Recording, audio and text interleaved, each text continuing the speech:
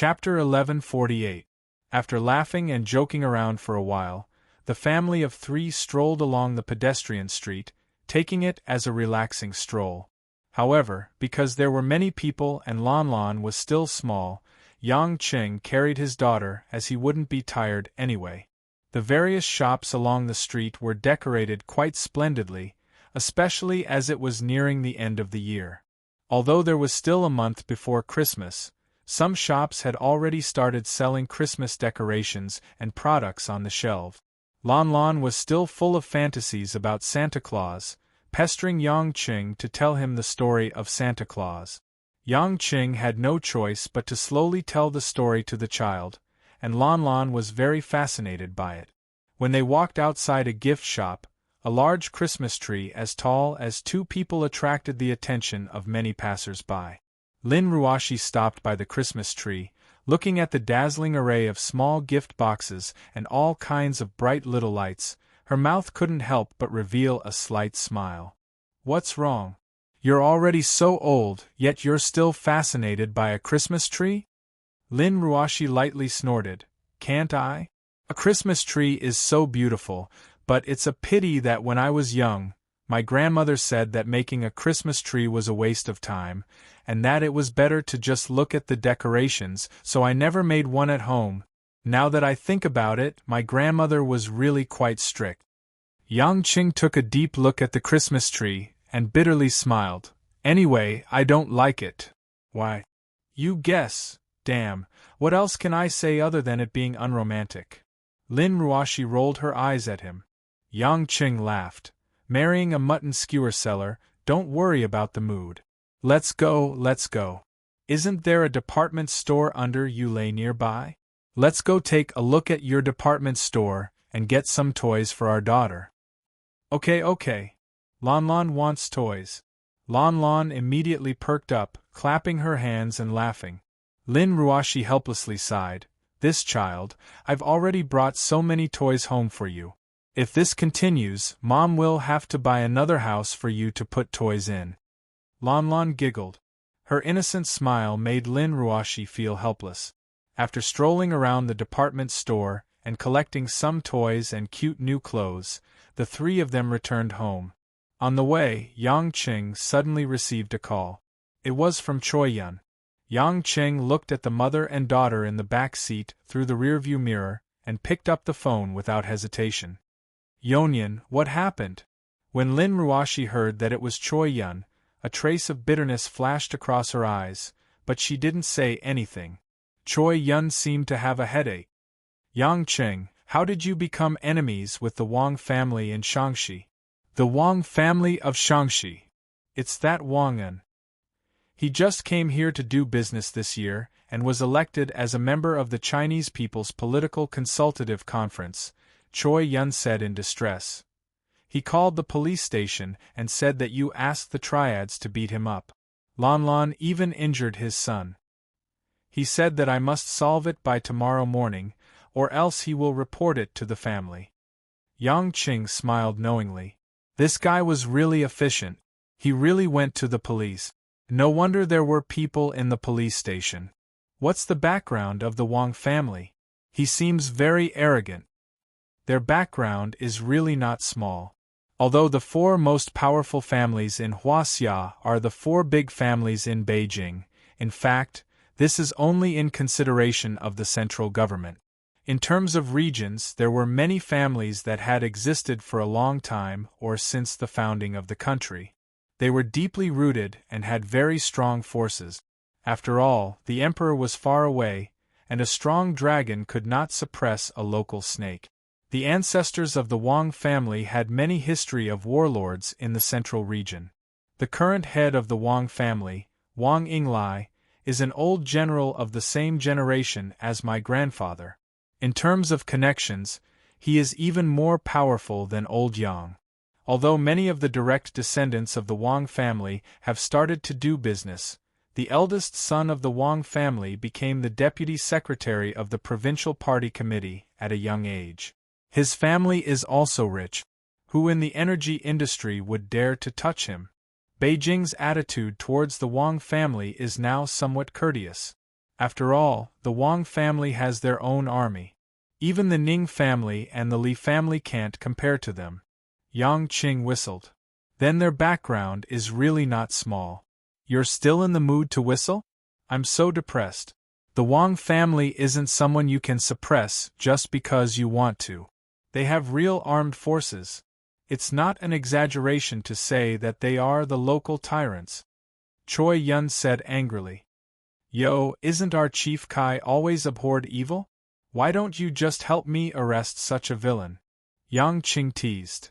Do you think I don't want to? That Wang En is here to gain political achievements. He came here to guild so that he can go back to business and become an official. But he has a strong background. He is a direct descendant of the Wang family. His cousin is the eldest son of the Wang family. Our Kai family doesn't even have actual military power. What right do we have to fight with him? If my dad knew that I offended the Wang family, he would definitely make me resign and go back to Beijing. But then again, anyone can be a member of the CPPCC these days. Even actors and singers can come to participate in politics.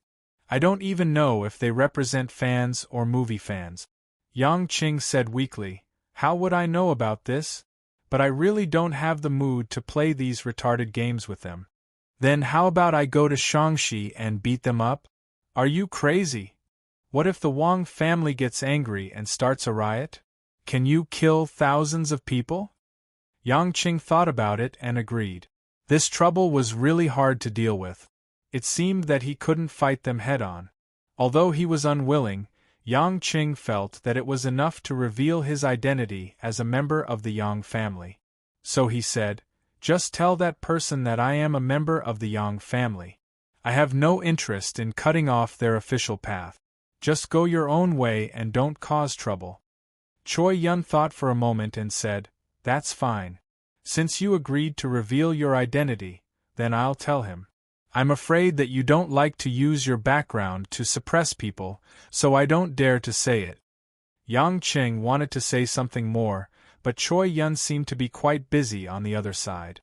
She hurriedly said, I can't say any more. A friend invited me to dinner. I've been waiting for a long time. See you another day. Bye. Before Yang Qing could come back to his senses, the woman had already hung up. Frowning, Yang Qing had a bad feeling. A friend invited him to dinner so late at night? And he had been waiting for a long time? It couldn't be a guy, right? Didn't that guy with the surname Wei pretend to be working together last time? He was actually hitting on girls. Although he often met with women, he did not spend much time with them other than teaching them how to cultivate and do things ambiguously. Yang Qing felt that it was time to have a deeper understanding of women's social circle. Lin Ruoxi, who was behind him, asked, Is it that guy called Wang En? Is it that difficult to deal with the Wang family? Yang Qing turned around and said with a smile, No matter how big the problem is, I'll take care of it. Don't worry. When they returned home, Guoshuahua and Mother Wang found out what had happened and felt that it was ridiculous. Guoshuahua also knew about the Wang family's background and was a little worried. But she still thought about Lanlan first and could not help but ask, Then, will Lanlan still go to Yunhua kindergarten in the future? If the children continue to ignore Lanlan, they will be too disappointed. What does Lanlan think? Will she go to kindergarten tomorrow? Lin Ruoxi asked. Lanlan tilted her head and thought for a while, then nodded seriously. Yes, Lanlan can't run away. Lanlan is a good child. Lin Ruoxi smiled with relief. If the other children don't play with Lanlan, Lanlan will go and tell the teacher not to cry anymore. Lanlan nodded innocently, playing with the new Barbie doll in her hand. She had long forgotten about all the unhappy things in the past. For the next 2 days, Lanlan went back to the kindergarten. Nothing much happened. After all, children were prone to forgetting things. Since they were playing together, it was natural for them to turn the page in a daze. However, Xiaoya and the other closest friends of Lanlan subconsciously did not dare to get too close to Lanlan. There was always a little psychological trauma. Lin Ruashi began to work as usual. It was close to the end of the year, and the subordinate shopping malls and department stores were very busy. Yang Qing first ran to find Li Jingjing, who was already working in the education bureau. He brought Li Jingjing home, and after meeting with Guo Xuehua and the others, he told some of his true identity, and so on to the woman. Li Jingjing never thought that after not seeing him for a year, Yang Cheng's identity would change so much. She could not imagine that she would suddenly start that mysterious cultivation. However, after all, Li Jingjing had seen a lot of Yang Cheng's extraordinary performance, so she was not too excited. However, she started relatively late and was a little worried that she would not be able to catch up with the other women. Yang Cheng also planned to go to Li Jingjing's home to visit old Li and his wife. After all, they were one of his father-in-law and mother-in-law. He had to see them anyway. It was not a good thing to hide. But Li Jingjing felt that it was better to wait for the future. She wanted to give old Li and his wife a heads-up before going, so that old Li's body would not be excited. Yang Cheng also felt that it was reasonable, so he let the women arrange it themselves. After settling Li Jingjing's matter, he returned to Yulei Entertainment Company, which he had not worked for a long time. As a boss, when Yang Cheng walked into the office building, many employees felt that he was unfamiliar. When he saw Hanya in the office, she looked more and more like a white-collar female ninja. She wore a black and white uniform skirt, and her proud figure looked really eye-catching. She stood respectfully in the office and bowed to him. Yang Qing suddenly felt a sense of guilt in his heart. He was really too irresponsible. He put the dignified leader of the Yamata sect here as his secretary and let her do all the work. Hanya's servile training since childhood had created her character of working hard without complaint. When she saw Yang Qing, there was only joy and a deep sense of longing in her beautiful eyes, but there was no resentment or dissatisfaction. Chapter 1149. Perhaps it was because of the guilt accumulated over the past few days, or perhaps it was because his heart was getting warmer and warmer. Yang Qing strangely wanted to comfort this female ninja who only knew how to kill people. "It's been hard on you these days." Yang Qing smiled awkwardly and gently patted Hanya's back. Hanya, on the other hand, felt as if she was struck by lightning. Suddenly, her eyes turned red and moist as she stood there stiffly. Yang Qing was shocked. What was going on? What's wrong with you? Hanya hurriedly raised her head and bowed deeply. "I'm sorry, master, I was just too touched." Yang Qing didn't know whether to laugh or cry.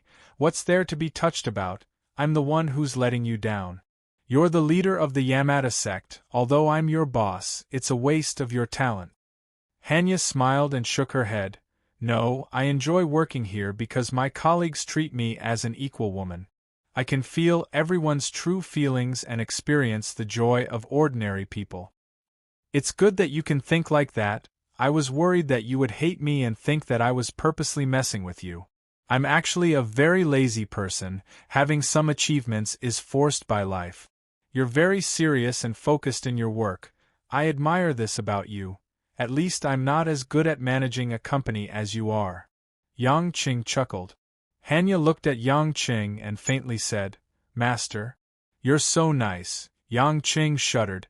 Why did her eyes have a hint of a young girl in love? "Don't look at me like that, it's embarrassing." Hanya's face was dyed with a layer of red. She pursed her lips and smiled. "Ever since I was young, no one has ever treated me so gently.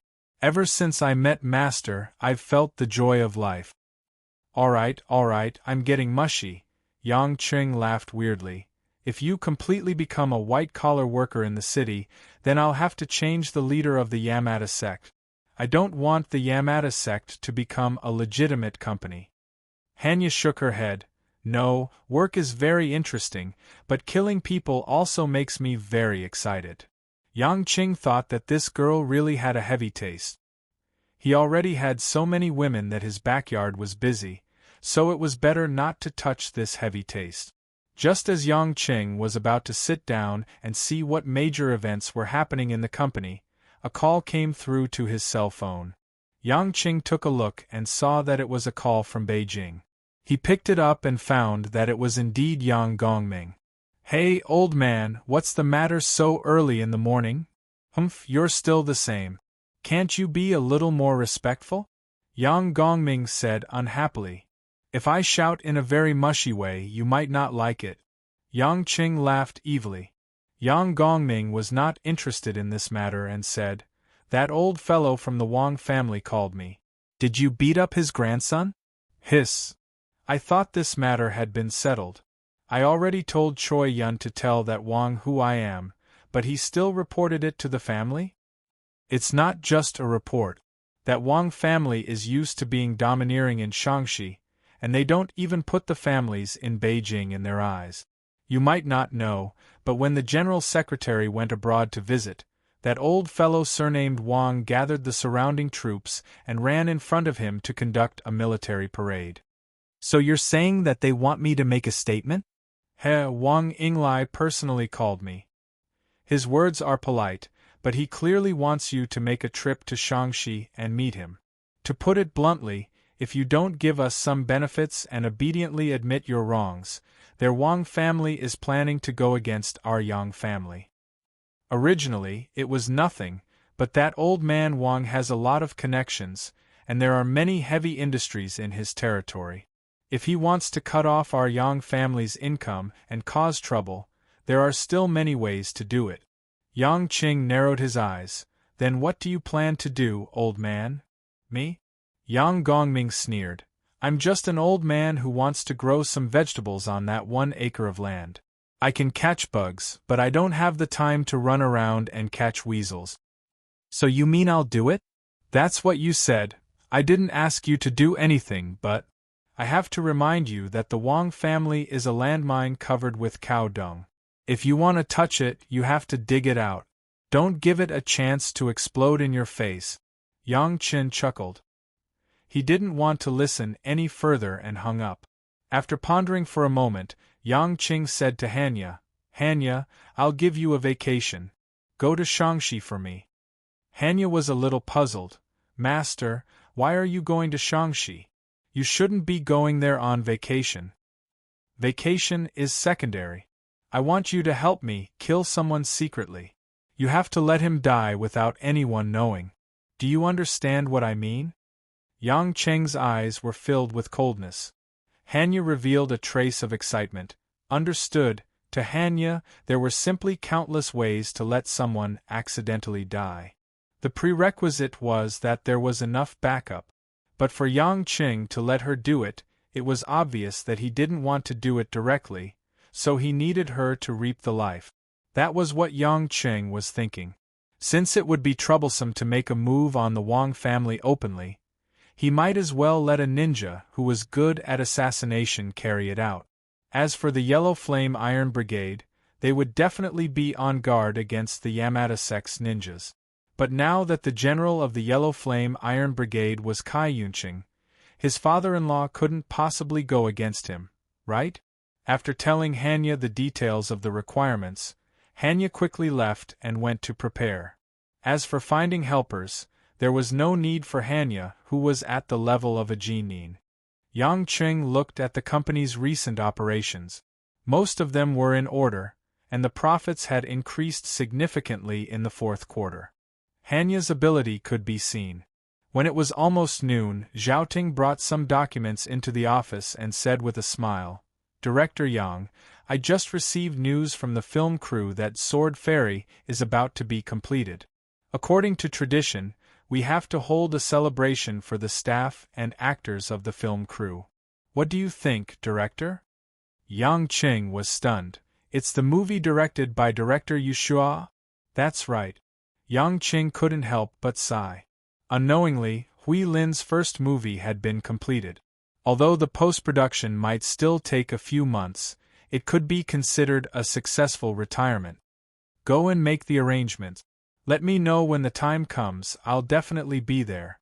Yang Qing felt that even if he wanted to support Hui Lin, he had to reward the film crew. Zhaoting nodded and was about to leave when he was stopped by Yang Qing. "Oh right, why didn't I see Wang Jie?" Yang Qing didn't see his other assistant. Zhao Ting blushed. Wang Jie, she's pregnant and at home. Yang Qing looked at this guy's weird expression and couldn't help but laugh. Could it be that you guys? Zhao Ting smiled stiffly. Hee hee. While Director Yang wasn't around, we went back to our hometown to get married. Otherwise, it wouldn't be good for Wang Jie to tell others that she's not married when she's pregnant. Yang Qing sighed. Many things had happened around him, and he didn't pay attention when he was running around. He could only congratulate Zhao Ting and promise to give him and his wife more red packets at the end of the year. Compared to Yang Chen, who had embarked on the path of cultivation, where he would face all sorts of unimaginable things in the future, the life of an ordinary person, for Yang Chen, was right in front of his eyes, but in the end it was still far away. Beijing, Ning residence. It was rare for Ning Guangyao to have time to read the newspaper and drink tea at home. He was sitting on a chair in the study, tapping the desk with one hand and frowning slightly, thinking about something. A Ning family member stood at the door of the study. After reporting something, he left quietly.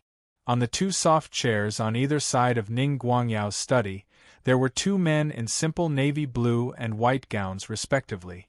These two men looked to be in their 40s, and they had average looks. However, there was a hint of arrogance in between their brows, as if they were the main characters in the study. We've been looking for so long, but we still can't find Ning Guodong. Ning Guangyao, these good-for-nothings that you've trained are all useless, one of the men in navy blue said. Ning Guangyao smiled bitterly. You're right, Elder Ning Xian. I must find some time to reorganize myself. Ning Xian snorted. The fourth elder asked me and Ning De to look after you. Secondly, we want to see if you can still support this line. If you can't find Ning Guodong, there's no need to think of a way to continue the family line. Then, our Ning family has to train a new generation to take over the secular Ning family. Chapter 1150. These words were said lightly, but when they fell into Ning Guangyao's ears, it felt like needles were pricking him. Ning Guangyao broke out in a cold sweat. He quickly got up and walked to Ning Xian and Ning De. He cupped his hands and said, Yes, yes. Guangyao understands, but please rest assured. Please also convey Guangyao's determination to the Ning family's grandfathers. I will not let down the Ning family. Empty words are useless. You don't even have a hint of finding Ning Guodong. Are you going to marry and have children at this age, and spend another few decades to cultivate an heir? You are the premier, and your wife has just died. The Ning family in the secular world cannot have such a scandal, Ning De said seriously.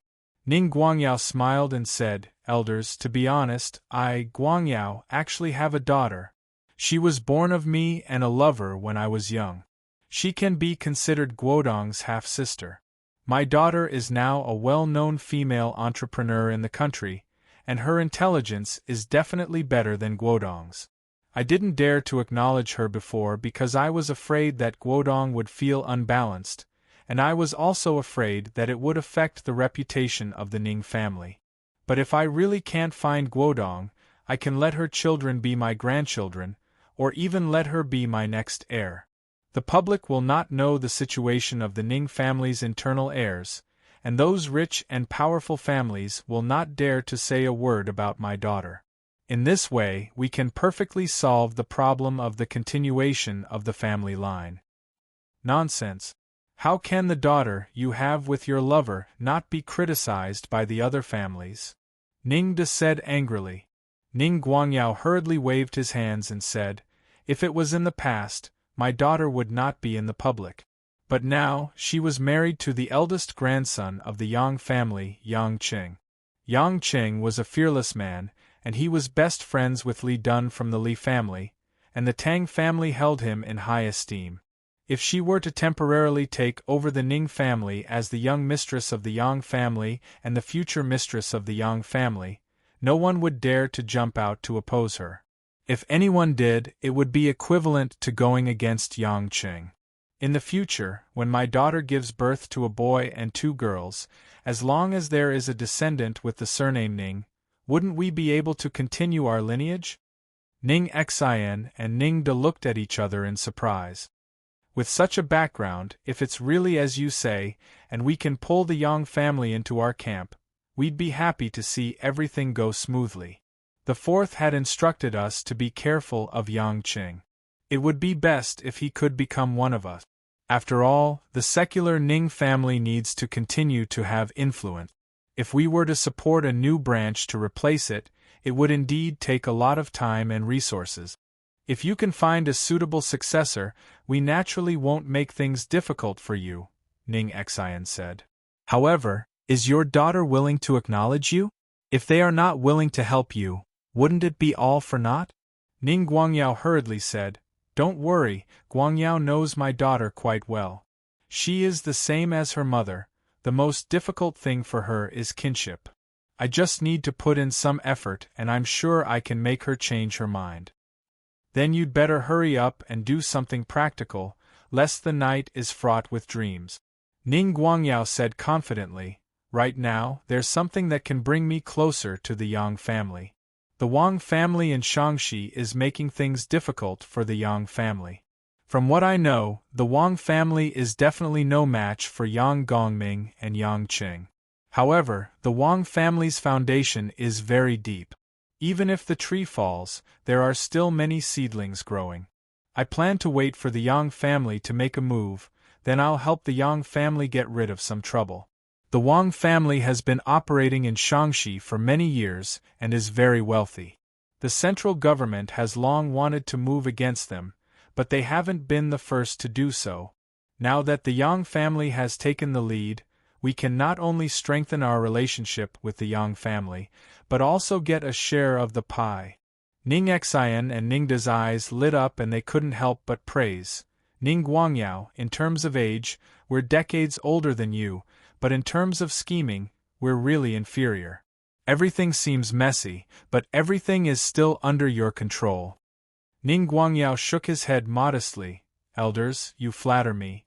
Guangyao still hopes that you two can put in a few good words for me in our sect. After a few days, it was already the end of November. For the past few days, Yang Chern had spent quite a lot of time in the company. Although he didn't manage many things, he did attend some meetings and participate in some activities. He treated it as a form of relaxation in his free time. Hanya had already completed the task given to her in Shaanxi and took the life of the Wang family's master, Wang Yinglai, without anyone knowing. According to the forensic examination, it was considered that he committed suicide with a gun in a deranged state. In fact, Hanya injected a psychedelic drug into Wang Yinglai's body, causing Wang Yinglai's cerebral cortex to constantly think that his body was in extreme pain. After he couldn't bear it, he shot himself. This kind of drug was actually not something new in the underground world. It was just that very few people could successfully inject it into such an important person and then retreat successfully. When Wang Yinglai fell, the Wang family naturally believed that the Yang family had something to do with it. However, before the Wang family could mobilize some troops to prepare for a riot, they suddenly encountered a political crackdown led by the Ning family. The eldest grandson of the Wang family, the deputy secretary of the Shaanxi Provincial Party Committee, was found to have taken bribes of over 200 million. Moreover, his real estate and other matters were exposed. While he was condemned by the netizens on the internet, he was directly arrested and prepared to be sent to the criminal court. The army was defeated like a landslide. Suffering the double blow of the Yang family and the Ning family, the Wang family lost their backbone and began to spend money to eliminate the disaster. It was a mess, and it was likely that they wouldn't be able to recover within 10 years. Yang Qing wasn't too interested in knowing what would happen to the Wang family. However, the attitude of the Ning family made Yang Qing and Yang Gongming a little confused. Although the assistance of the Ning family this time could not be considered decisive, it was a major reason why many direct descendants of the Wang family dispelled the desire for revenge. No matter what, this time, the Ning family actually stood on the side of the Yang family and seemed to be trying to curry favor with them. Ning Guangyao even called Yang Gongming privately and asked him to do his best to cooperate with him if he had any need. This made Yang Gongming, who was old and experienced, unable to guess the meaning of this for a moment. In any case, after the incident with the Wang family, the tit-for-tat situation between the Yang family and the Ning family had surprisingly eased up. Many of the previously broken cooperation had also been reconnected. Even Yang Gongming and Yang Qing felt that the matter was not simple. However, if you don't return the favor when the other party was giving a peach, it would only cause others to gossip. After Hanya completed her task, Yang Qing also gave her a period of vacation as previously mentioned. Since she was not allowed to continue staying in Zhonghai, Hanya had to return to Japan to meet her subordinates in the Yamada sect that she had not seen for a long time. During this period, Yang Qing supervised the women's cultivation as usual and also took the time to make some mid-grade elixirs. Most of the women's cultivation was improving steadily. Except for Li Jingjing, who had just started cultivating and with the help of elixirs, her true qi had skyrocketed to the peak of the acquired realm. Overall, there was not much change. This situation inevitably made Yang Qing a little anxious, but there was nothing he could do. In the winter morning, the frost was cold and the fog was heavy. Although it was almost 6 o'clock, the sky was still dark. In the courtyard in the western suburbs, in the mansion that Anshin had bought, in the women's bedroom, a fragrant fragrance filled the air, intoxicating people. On the spacious soft bed, Anshin's whole body was lying on Yang Qing's chest like a kitten. Because the heater was on, her snow-white shoulders that were exposed outside the silk quilt did not feel cold. Because the woman's face was squeezed, her pink and tender red lips were slightly open, and some crystal-clear saliva flowed on Yang Qing's chest. Last night's sex made the woman exhausted, and she did not care about her sleeping posture, so she fell asleep when she was tired. After these days of comfort, Lin Ruoshi still slept with Lanlan. Naturally, Yang Qing could not bear to be alone in his room, so he went out in the middle of the night and walked around the women's residence. Originally, Yang Qing would only wake up after more than an hour, and then he would pretend that nothing had happened and go home to eat breakfast. He did not expect his family to not know about this, but no one would have the nerve to say it. However, today, at this time, Yang Qing suddenly opened his eyes. His body suddenly bounced up, and even Anshin on his chest was shaken off. Ah! Anshin was shaken in her sleep. Although she was still under the quilt, she was very angry, and she complained in a sweet voice, "Hubby, what are you doing? I still want to sleep." Yang Qing turned his head stiffly, looked at the little vixen whose chest was naked, and laughed excitedly. "I feel." Jiangwei broke through. Chapter 1151. For almost half a month, Jiangwei had been in seclusion. She only said that she had comprehended something, and Yang Qing did not disturb her after he returned. Other than being in the back mountain, the woman was meditating in her room. Yang Qing felt that at this time, it was better to let her think about it independently. Of course, it was also possible that she did not understand. Anshin seemed to have not woken up yet. She blinked her eyes and slowly revealed a trace of joy. "Really? Hubby, how did you know?" Yang Qing touched the woman's head. "Silly girl, can the pressure of a spirit-severing cultivator be on the same level as a peak Xiantian cultivator? We suddenly have a spirit-severing cultivator here. How can I not be vigilant?" Yang Qing clearly felt that a unique pressure of Jiangwei had formed. Although there was a shadow of Jiangwei's Xiantian qi, it had risen to a whole new level. "I'll go to the back mountain first, you sleep for a while more." Yang Qing smiled and kissed Anshin's cheek. He quickly put on his clothes and jumped off the balcony. In the blink of an eye, Yang Qing had already arrived at the platform of the back mountain. On the edge of the cliff, Jiangwei, who was wearing a blue sweater and tight jeans, had her hair fluttering in the wind. The woman quietly closed her beautiful eyes and spread out her arms. Facing the cold wind, she was extremely enjoying breathing in the cool air. Compared to the charming and seductive woman in the past, at this moment, Qiang Wei was like a beautiful woman who had been washed away by the immortal palace. Her every movement, not only in terms of temperament, but also in the intuitive impression that she gave people, no one dared to blaspheme her in the slightest. Of course, Yang Qing only felt that the woman in front of him was more attractive to him. Sensing that Yang Qing was already behind her, Qiang Wei slowly turned around. There was no need for words. The moment the two silently looked at each other, they were already sharing such a joy. In a flash, Yang Qing was already standing in front of Qiang Wei. He gently raised his hand and stroked the woman's face. "Do you feel like you have entered a completely new world?" Rose pursed her lips into a smile and shook her head. "No." "What's that?" "It's a familiar world, but it feels different." Yang Qing nodded. "Everyone is different, and the difference in perception is like the difference between heaven and earth. Even if one's perception is the same, the Tao one comprehends will be as different as day and night. I will not understand your Tao, and neither will others. That is why it is your Tao." After entering the soul formation stage, Qiang Wei's physical fitness had also been reborn. Her skin felt so delicate that it could be broken by a blow, but in fact, it already had the protection of true Yuan. At this moment, when she felt Yang Qing's hand caress her face, it was as if another kind of even more unfathomable true essence had stirred the tranquil lake water. Qiang Wei quietly felt it for a while and smiled.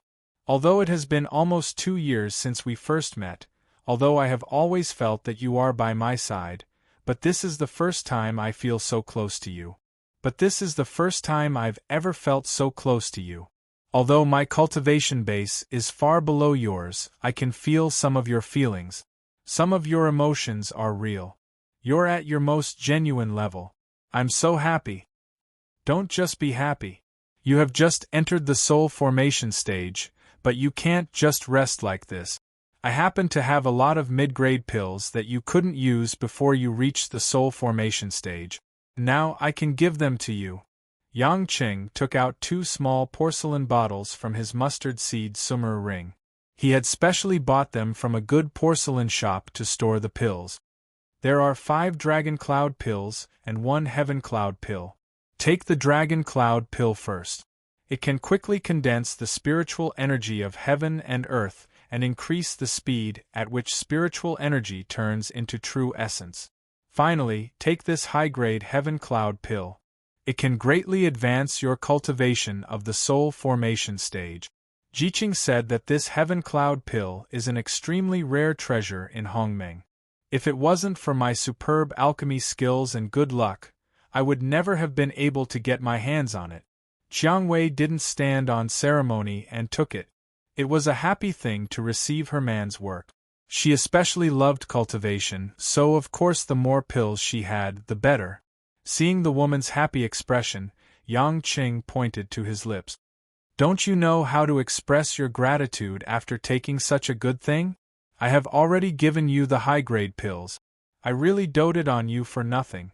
Qiang Wei rolled her eyes at him and floated up gently. She wrapped her arms around Yang Qing's neck and kissed him. After entering the soul formation stage, it was no longer difficult for them to fly quickly.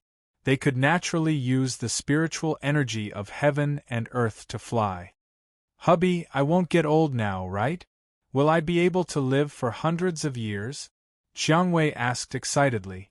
Yang Qing nodded. He held the woman's hand and started walking down the mountain. "That's right. 200 to 300 years is not a problem. You won't grow old either.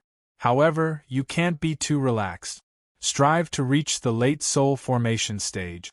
Going from the soul formation stage to the tribulation stage is only a kind of accumulation of cultivation. The requirement for comprehension is secondary. Then when I reach the tribulation stage, will I undergo the 3 yang fire tribulation, the 6 frost water tribulation, or the 9 heavenly lightning tribulation?" Yang Qing thought for a while and shook his head. "I'm not sure, but the 9 heavenly lightning tribulation shouldn't be. Because of your age and foundation, you won't be able to cultivate the endless resolve restoration scripture.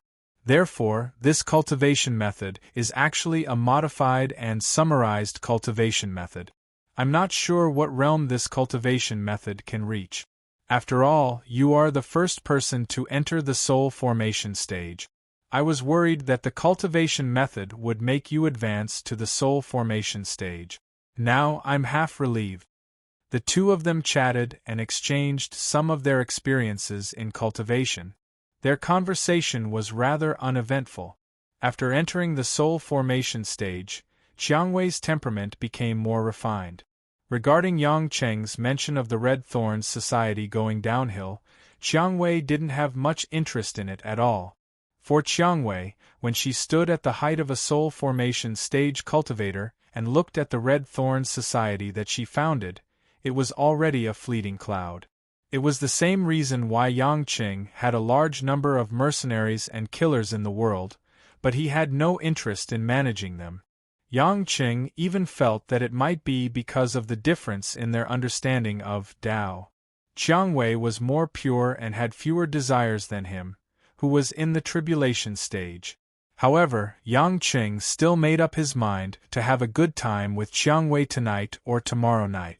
He really hadn't done it with a woman in the soul formation stage before. Just thinking about it made his heart itch. If Qiangwei knew that the man beside her was thinking about this, she would definitely roll her eyes. How vulgar!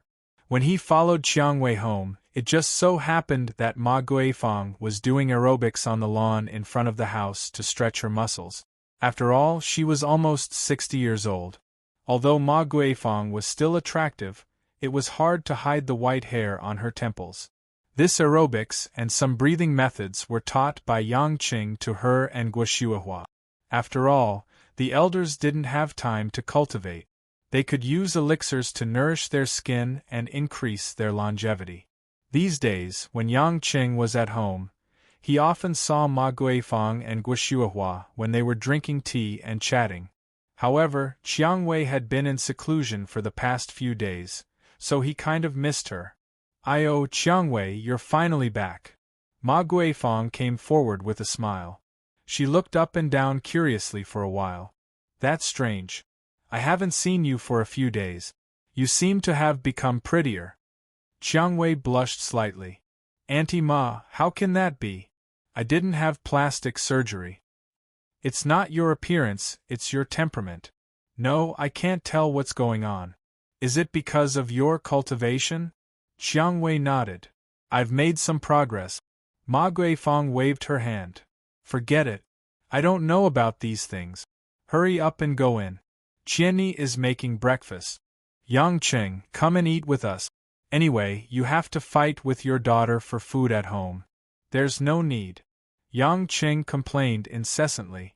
He didn't expect that his mother-in-law would think of him like this. When they entered the living room, there was already a strong aroma of egg rolls with a hint of chopped green onions. This immediately made Yang Qing's appetite increase. Emo Qianni, who was wearing an apron, stuck her head out from the kitchen. When she saw Yang Qing and Qiangwei coming in together, she was slightly surprised. "It'll be ready soon. Wait a moment." After a while, Emo Qianni brought out a table of simple but exquisite breakfast. Regarding Qiangwei's change, Emo Qianni naturally knew that Qiangwei had finally broken through. She couldn't help but curiously ask Qiangwei how she felt.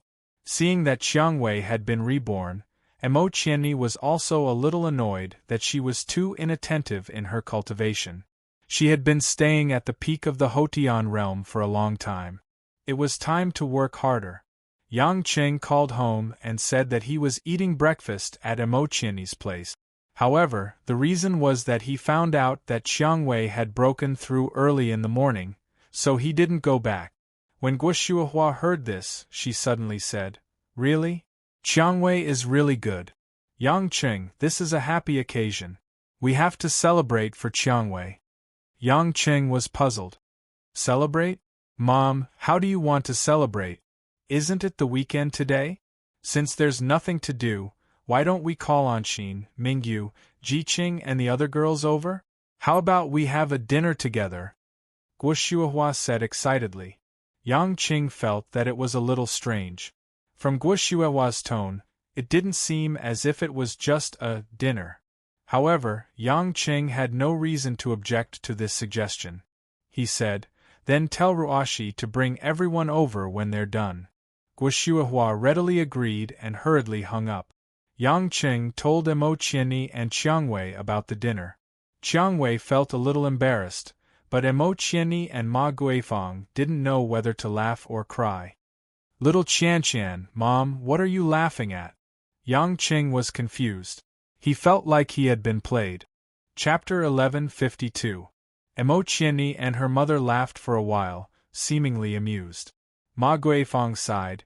"Yang Qing, you and Qiangwei are in Korea and she's in seclusion, so you don't know. Shuihua has been bored these days, so she's using Qiangwei's matter as an excuse to get the girls to play mahjong with her." "Play mahjong?" "Yeah, don't you know?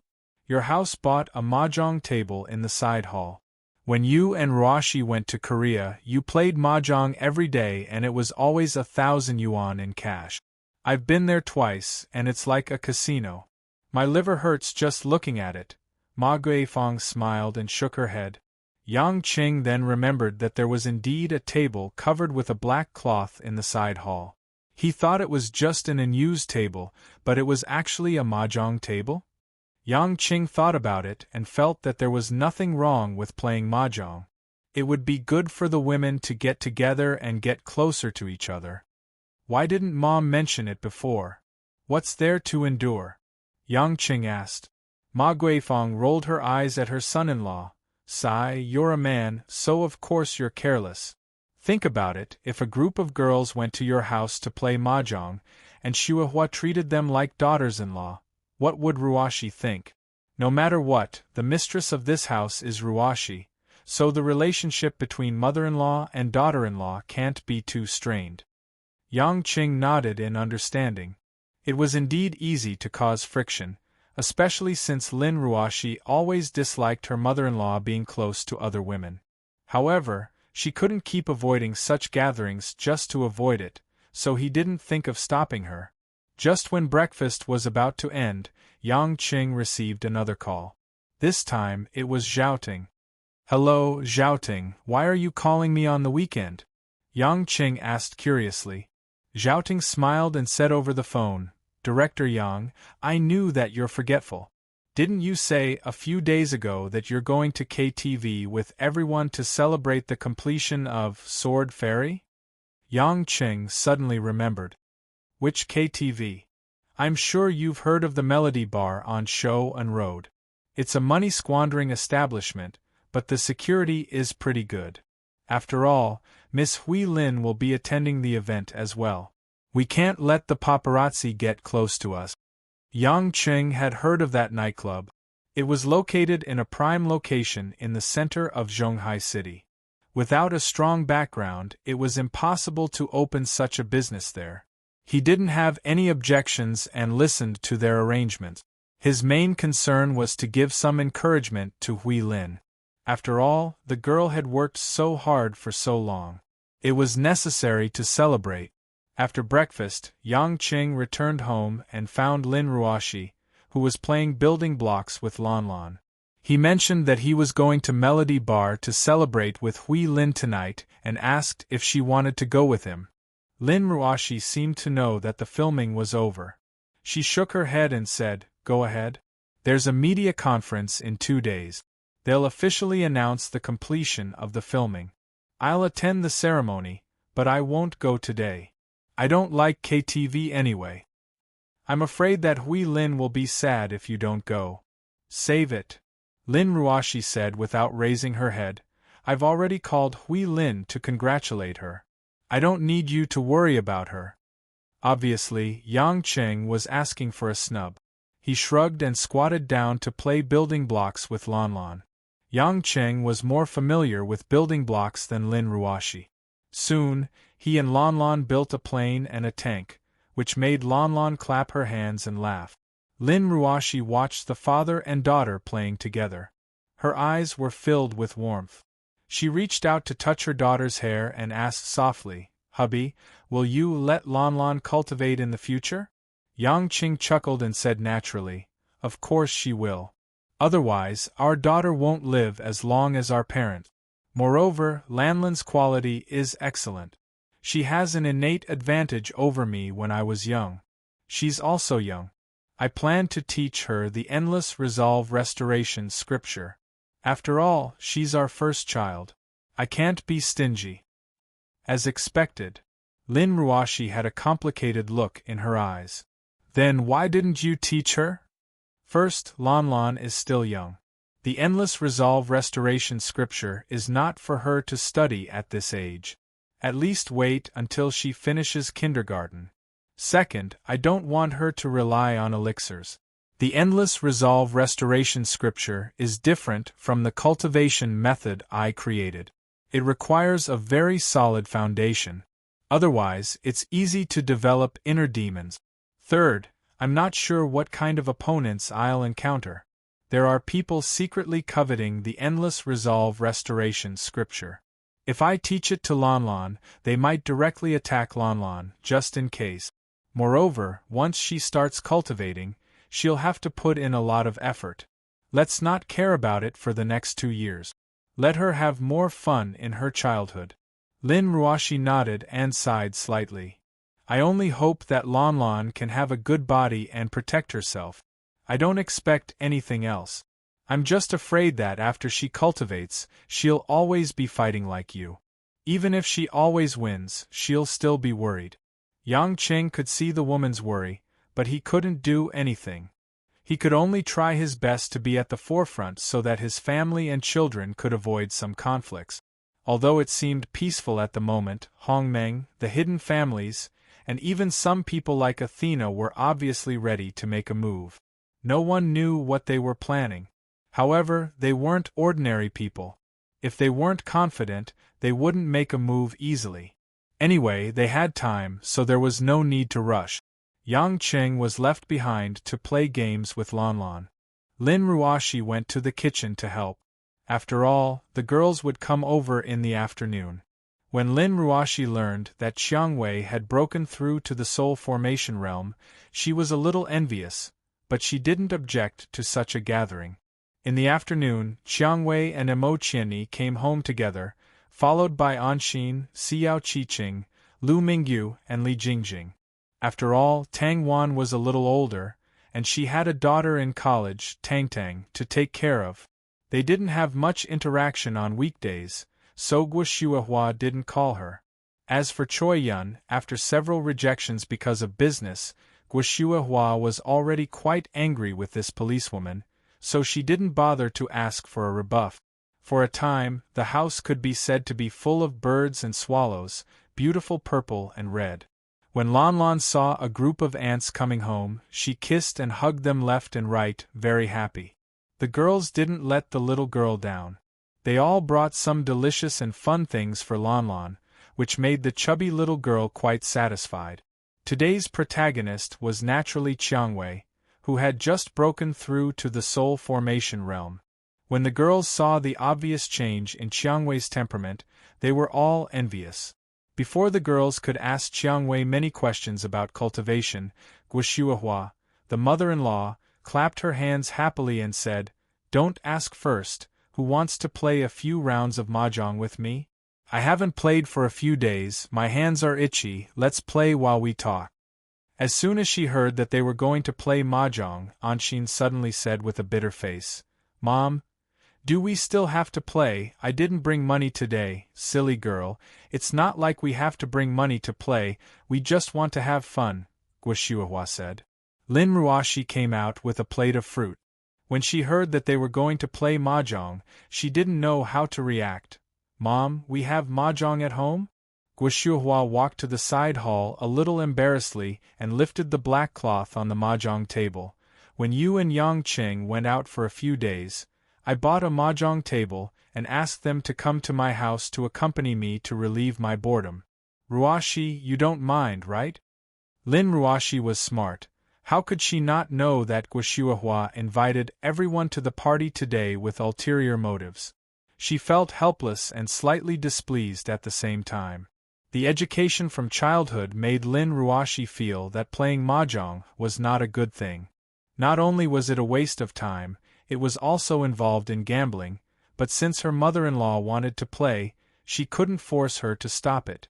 Let's play, Mom, as long as you're happy." Lin Ruoshi forced a smile. Guo hurriedly nodded and called the women to go in quickly. Because there was only one mahjong table, the women pushed and shoved each other. Then they decided to let the main character today, Qiangwei and Anxin, who was the best at making Guo happy, and Li Jingjing, who had just joined the group of sisters, play. But Li Jingjing had never played mahjong since she was young, and she especially liked Lanlan. She wanted to play with her child, so she didn't want to go up at all. On the contrary, Emo Qianni was smart. She said to the expressionless Lin Ruoshi, "Ruoshi, why don't you play a few rounds?" "Me?" Lin Ruoshi was stunned. She frowned and said, "I don't know how." "If you don't know, I can teach you. It's very simple. You're so smart, you can learn it easily. If you can learn it, you can play with Mom in the future, lest Mom gets bored," Emo Qianni persuaded. Lin Ruoshi looked at the colorful mahjong tiles and thought that all the women knew how to play. If she didn't know how to play, would it be a little embarrassing? After thinking for a while, she nodded and agreed. Chapter 1153. Looking at Lin Ruoshi and the other girls playing mahjong with Guo, Yang Qing felt that the scene was a little weird, but it was better than the awkward atmosphere between the girls in the past. Xiao Qiqing, Lu Mingyu, and the other girls didn't need to play mahjong, they just chatted with Mother Wang. Mother Wang spoiled her daughter to the extreme. Although they lived in the same place and saw each other every day, they still had endless things to talk about. Looking at the group of women in the house, old and young, Yang Qing also realized that it was time to go to the party at night. After saying goodbye to Mother Wang and Guo, Yang Qing drove to the Melody KTV in the city center. Although it was called a KTV, in fact, it was not inferior to some luxurious nightclubs. The 4 bodyguards in black at the entrance made many ordinary passers-by flinch.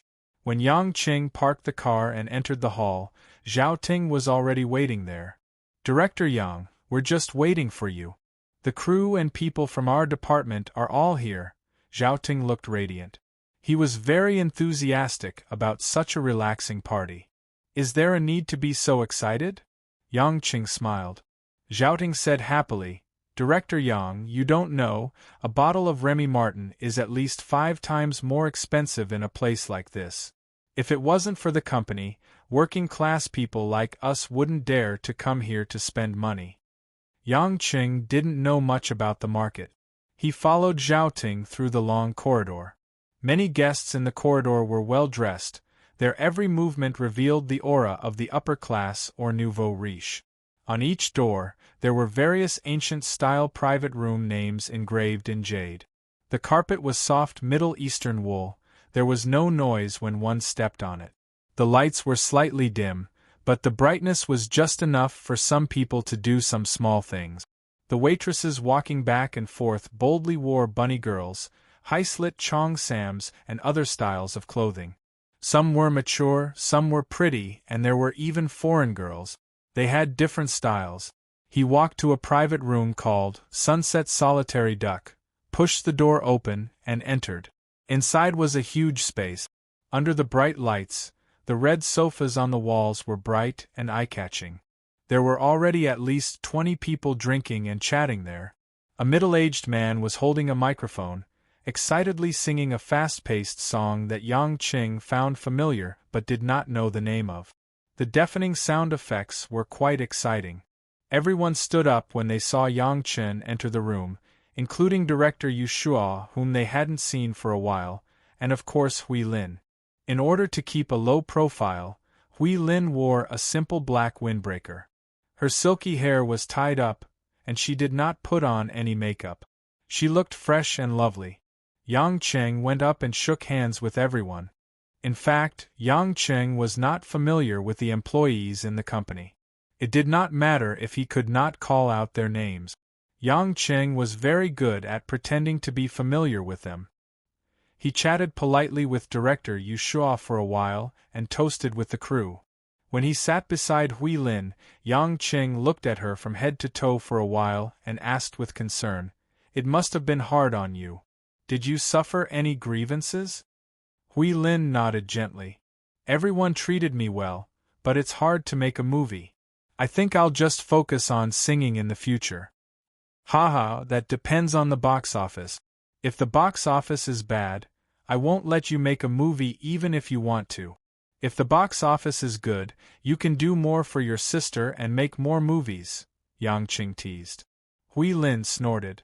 "Sister won't ask me to make money for her. She makes money from all her businesses. If I don't want to make movies, she will definitely agree." "Look at your proud face." Yang Qing smiled. "After this work, it's time to take a break. You've been busy for almost a year." Hui Lin shook her head. "I can't take a break yet. It's almost the new year. The production team of the Spring Festival Gala has contacted me many times. They want me to sing and perform a show. My team is good, so I want to give it a try." "You're still going to participate in the Spring Festival Gala?" Yang Qing had read many reports about the Spring Festival Gala. He frowned and said, "That's a thankless job. I heard that good shows will be changed beyond recognition by the censor team. You don't lack popularity, so why bother?" "There's nothing to change about my singing," Hui Lin said. "I also want to perform on a bigger stage to make my fans happy. Also, I want to prove it to my grandmother." Looking at Hui Lin's confident face, Yang Qing gradually realized that the girl had become an independent superstar. She had started to have her own goals and pursuits, and was full of her own opinions. It was getting harder and harder for Hui Lin to conceal her dazzling brilliance. When another guy finished shouting a song, everyone applauded and asked Huilin to sing a song for him. Huilin didn't put on airs. She asked everyone to choose a fast-paced song and sang it with her ethereal and graceful voice, which had a different kind of charm. Director Yu Shua, who was intoxicated, clapped his hands and said, "I heard that a real singer, no matter what song they sing, will be able to leave their mark on the song. Miss Hui Lin's singing skills and the use of emotions make her a real singer." Just as the production team and the production team were cheering and toasting each other, the door of the private room was suddenly pushed open. A square-faced, short-haired, strong-looking man wearing a white tight-fitting short-sleeved shirt and a golden chain barged in. Behind him were a few hooligans. A waiter was trying to persuade them but was pushed to the side by these people. The strong-looking man with the golden chain scanned the private room. When he saw Hui Lin, he was overjoyed. "It's the superstar, Hui Lin. Haha, I didn't come for nothing today." The waiter, who was wiping his hair, quickly said, "Master Lei, Miss Hui Lin is a VIP. Please don't disturb them." The strong-looking man with the surname Lei glanced at him unhappily. "VIP? She's just a singer. She's a star if I say she's a star. If I say she's a chick, then she's a chick." Zhao Ting stood up and said angrily, "Waiter! Who are these people? How can you just let people in?" Zhao Ting was the one who arranged today's event and venue. Zhao Ting naturally felt embarrassed when these people suddenly showed up to cause trouble. "This," the waiter said awkwardly, "Sir, please calm down. Master Lei's men accidentally saw Miss Hui Lin just now, so Master Lei came looking for me. My name is Lei Heng. It's fine if you don't know me. My dad likes to listen to Miss Hui Lin sing. Since we bumped into each other today, why don't you come with me to our private room?" Lei Heng waved his hand. Hui Lin frowned. As a public figure, it was not convenient for her to deal with this kind of trouble on her own. She could not help but look at Yang Qing. Yang Qing touched his hair gloomily. Just as he was about to get up, two young executives from the company walked up to him. "Hey, who do you think you are? Do you know who's sitting here? We'll call the police. Get out." Lei Heng looked at the two Yulei executives in suits and smiled disdainfully. He raised his chin slightly and two of his men ran up behind him. They pushed the two executives to the ground. The two Yulei employees were not trained. They rolled on the ground and were even kicked twice by the two men. Pretty boy, you want to call the police? Say another word and I'll castrate you. Lei Heng sneered. The waiters and the people in the private room turned pale. Lei Heng's tone did not sound like a threat. In the end, Yang Chen still got up and walked forward to pull the two employees up. He touched the places where they were kicked to confirm that they weren't injured, then asked them to sit back down. Turning to look at Lei Heng, Yang Qing sighed. Today is a day of celebration. It's not suitable to be stained with blood. I don't care who you are. I'll just treat it as a mad dog that ran out. Get lost. Lei Heng laughed maniacally. I think it's weird. I, Lei Heng, only asked an actor to sing in my private room. Why are there always people making excuses? Looks like you want to be castrated first. Bang! Before Lei Heng could laugh again, Yang Qing had already made his move. He pushed Lei Heng's chest cleanly. Even though he did not use any force, the force was enough to send Lei Heng flying out the door. Lei Heng's burly body hit the wall outside the corridor. The back of his head hit the wall and he immediately fainted. Everyone was dumbfounded. They did not see how Yang Qing made his move. Yang Qing frowned impatiently. I told you to get lost and you're still talking nonsense. Is there something wrong with you? The waiter next to him gasped and yelled in pain, Sir, you're in trouble. How could you hit Master Lei? Chapter 1154. Yang Qing patted the waiter's shoulder. Thank you for your concern, but I think you should drag this guy back first in case he gets in the way. The two men were furious. They checked on Lei Heng, and after confirming that his life was not in danger, they lifted him up. Kid, who do you think you are just because you have some strength? Do you know who our Master Lei is? Don't even think about walking out of here peacefully tonight. Logically speaking, Yang Qing could not be bothered with such provocation, but when he looked back at the trembling and frightened people in the room, he knew that if he did not go through with it, he would not be able to play today. After thinking for a while, Yang Qing waved his hand at Hui Lin and the others to indicate that there was no problem, then walked out of the room and closed the door. Which room are you in? Lead the way, I want to go over. The two men were stunned and looked at Yang Qing as if he was an idiot. We really met an idiot. He actually delivered himself to our doorstep. Good, you have guts. Follow us. Seeing that Yang Qing had left with the two men, the waiter quickly slipped away. He had to go tell the manager and not cause any more trouble. On the other hand, Yang Chen followed the two men to another private room. After opening the door, a strong smell of tobacco assaulted their nostrils. In the smoky room, the laughter of men and women was very ear-piercing. No one was singing, but a group of people were playing Paijio. The men were hugging the women, touching and licking them. Among them, sitting at the innermost side, was a short and fat man with gray hair, wearing a white suit and a cigar in his mouth. He looked to be in his 50s and was looking at the others with disdain. In the man's arms, there was a petite woman who looked to be in her 20s, wearing a black lace tulle dress. The woman had thick purple eyeshadow on her face, and she was charming to the bone. When everyone saw the two men carrying the unconscious Lei Heng into the room, they all stopped what they were doing and looked at the two men in puzzlement. Ah Jing, what happened to Ah Heng? A middle-aged man with thick eyebrows suddenly stood up and asked. One of the men grinned at Yang Qing. Third Master, Master Lei was ambushed by that brat. He hit the wall and fainted. What? Didn't he say he was going to get Hui Lin to sing for him? How did you get ambushed? Motherf * King Brat, who are you? Are you tired of living? Another person stood up and roared at Yang Qing. Yang Qing waved his hand in front of him. The smell of cigarettes and vulgar cosmetics in the room made him feel uncomfortable. Stepping forward, Yang Qing glanced at everyone present and said lightly, Which one of you is this kid's father? That San Yi angrily said, Bastard, you still have the face to come to my big brother? You dare to plot against Ah Heng, I will destroy you.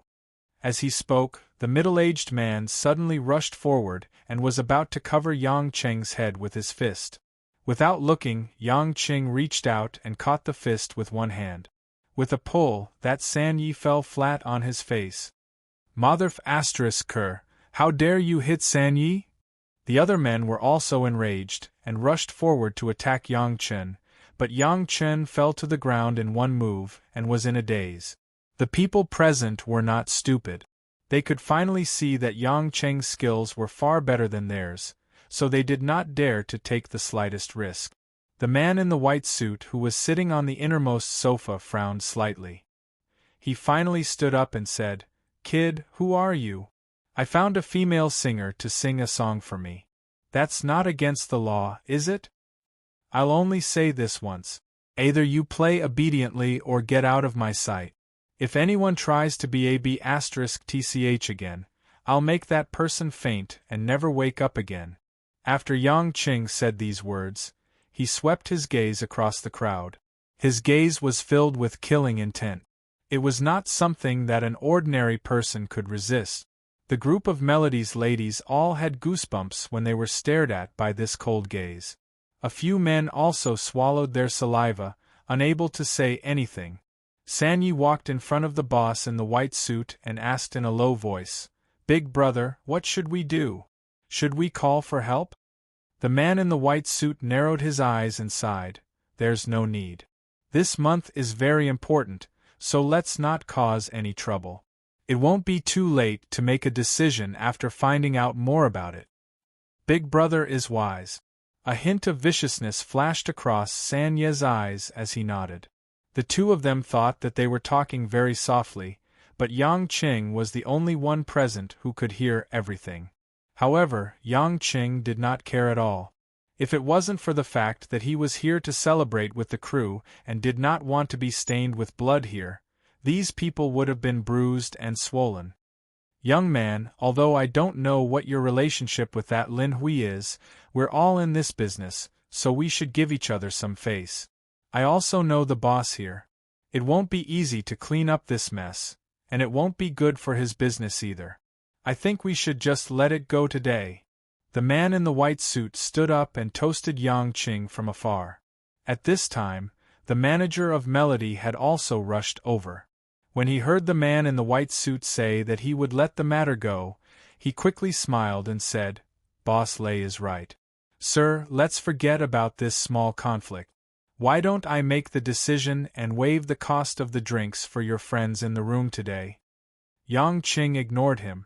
Seeing that the matter was settled, he had achieved his goal as long as the other party did not make a fuss. Thus, he turned around and left. The manager heaved a sigh of relief and went up to Boss Lei. With a flattering smile, he said, "Boss Lei, I'm sorry to have made you uncomfortable. How about this? I'll get a few university girls to accompany your brothers." Boss Lei looked at his unconscious son and said, "There's no need for that. Send my son to the hospital for a checkup. Who are you trying to fool with those university girls here? They must be from a technical secondary school." The manager wiped his cold sweat and smiled awkwardly. He quickly ordered the waiters to carry the unconscious Lei Hing out. As for Yang Cheng, who had just left the room, he was about to return to his own room when he turned a corner and was stunned. In the corridor, a man and a woman were walking towards him. The man was dressed in a striped suit paired with a white shirt. His facial features were sharp, and he looked dignified. He was tall and well-built, and there was an air of an elite between his brows. Yang Cheng did not recognize this man at all. The key point was that the woman beside the man who was holding onto the man's arm was actually Choi Yun. Choi Yun had her neat short hair tied up and wore a crystal hairpin. She was wearing a black mesh layered knitted dress, revealing her womanly charm. It was impossible to tell that she was the fiery policewoman in a police uniform. At this moment, Choi Yun was like a helpless white-collar lady in the city. She held onto the man's arm and smiled sweetly. However, when Choi Yun turned around and saw Yang Cheng standing in front of her, the woman was stunned. Her red lips were wide open, and she was completely speechless. Yang Qing suddenly remembered that 2 days ago, Choi Yun was in a hurry to have a meal with someone else. Looking at the scene in front of him, Yang Qing could not separate the matter no matter how hard he tried. His face couldn't help but turn dark, and his eyes revealed a fierce glint. Resisting the urge to tear the man in front of him apart, Yang Qing laughed coldly and said, "What a coincidence, to be able to meet here." Chapter 1155. Choi Yun exclaimed. Looking at Yang Qing's ferocious expression, she suddenly realized that she was still holding onto a man's hand. She immediately let go. She covered her mouth helplessly, trembling as she tried to say something. However, Choi Yun was so anxious that she couldn't say a single word. The man frowned and asked in confusion, "Yonyan, who is this? Do you know each other?" "Yonyan?" Yang Qing's smile turned even colder. "Sure, how intimate. Officer Choi Yun, aren't you going to introduce me to your male companion?" Choi Yun's pretty face turned pale. Hearing Yang Qing call her Officer Choi Yun, she didn't even need to think to know how furious Yang Qing was. "No. Yang Qing, listen to me. We are here to, at this moment, Ah Zheng and a few of Boss Lei's subordinates, who were just about to send Lei Heng off, walked out. When they saw the man in the corridor, they smiled and greeted him. Director Xiao, you're here? Yo, is this the girlfriend you were talking about? She's really hot looking. Haha, our boss is waiting inside. Hurry up and go in." Lao San laughed heartily. As for seeing Yang Qing at the side, Lao San and the rest pretended not to see him. It seemed that Director Xiao in front of them was more important. Director Xiao hurriedly smiled and greeted them. He signaled to Choi Yun with his eyes and grabbed Choi Yun's hand. "Sir, I still have to socialize with Yonyan. Let's be friends next time if there's a chance." Director Xiao smiled and nodded at Yang Qing, then pulled Choi Yun inside. Yang Qing stood there in a daze, the word girlfriend still echoing in his ears. Who was Director Xiao? How could Choi Yun be his girlfriend? Yang Qing clenched his fists. The last time he was with Choi Yun was less than a week. He couldn't figure out why such a man would suddenly appear. Just as he was about to turn around and ask, the phone in his pocket vibrated. Yang Qing took it out and saw that it was a message from Choi Yun. "I'll explain later. Don't come over." Yang Chen looked at the few words and forcefully held back his anger, forcing himself to calm down. Although Choi Yun was impulsive, she wouldn't do anything improper. He had to trust his woman first. Since she said that she would explain later, he might as well wait for a while and return to the private room to have a few drinks with the crew first. However, when he thought that Choi Yun was holding hands with another man, Yang Qing felt a headache coming on. Back in the private room, Hui Lin asked about the situation worriedly. Yang Qing only said that everything was fine and everyone continued to have fun. Because Hui Lin had to return to Yanjing to prepare for the Spring Festival Gala 2 months in advance, she didn't have much time. They left in a hurry after 10 o'clock at night. Before leaving, she asked Yang Qing to send her regards to her family. After Hui Lin left, the crew also left. The post-production of the movie was still in full swing, hoping to be released during the Spring Festival. Yang Chen was the last to leave. After everyone had left, he sat in his car in the parking lot and quietly waited for Kai Yen and the man surnamed Xiao to come out. It wasn't until midnight that Choi Yun called. On the phone, Choi Yun's voice was a little weak and nervous. She whispered, "Yang Qing, I'm out. Where are you?" "I'll be there immediately." "Parking lot," Yang Qing said lightly and hung up the phone. Not long after, Choi Yun, who was still in a black dress, walked over. The woman didn't seem to be afraid of the cold. Her slender legs were only covered with thin stockings, but it made her look more feminine. Yang Qing had never seen Choi Yun dressed up so feminine. He couldn't help but think that she was dressed up when she was with another man, and he was particularly unhappy. What made Yang Qing even more unhappy was that Director Xiao actually came along. Seeing Yang Qing leaning against the BMW with a pale face, Choi Yun forced a smile, walked forward and carefully grabbed Yang Qing's hand. "Dear, you're not really angry, are you?" "I'm working, it's not what you think," Choi Yun said pitifully. Yang Qing glanced at Director Xiao, who was behind the woman, and Director Xiao was also looking at Yang Qing strangely. "Work? I'd like to hear what kind of job requires a dignified police chief like you to be someone else's girlfriend." "No, Xiao Yi and I are university classmates. I'm just pretending to be his girlfriend to trick that Lei Jingfu," Choi Yun hurriedly said. At this time, Xiao Yi also stepped forward and said with a smile, "Hello, my name is Xiao Yi. I'm Yonyan's classmate at the police academy. I think you're the boyfriend that Yonyan mentioned, Yang Qing. I hope you don't misunderstand. Although I'm pursuing Yonyan, she's not my girlfriend right now." "Xiao Yi, stop talking, you." Choi Yun was anxious, and her face flushed red. Yang Qing was so angry that he laughed. "Haha, I'm confused. One moment it's true, and the next moment it's not. Is it work or personal feelings? What are you guys talking about?" Choi Yun hurriedly said, "Yang Qing, don't listen to me. Don't you know me? How could I do that kind of thing behind your back? It's really work today. I'm here to collect evidence of Lei Jingfu's crimes, so I purposely took this opportunity to come here." "Criminal evidence?"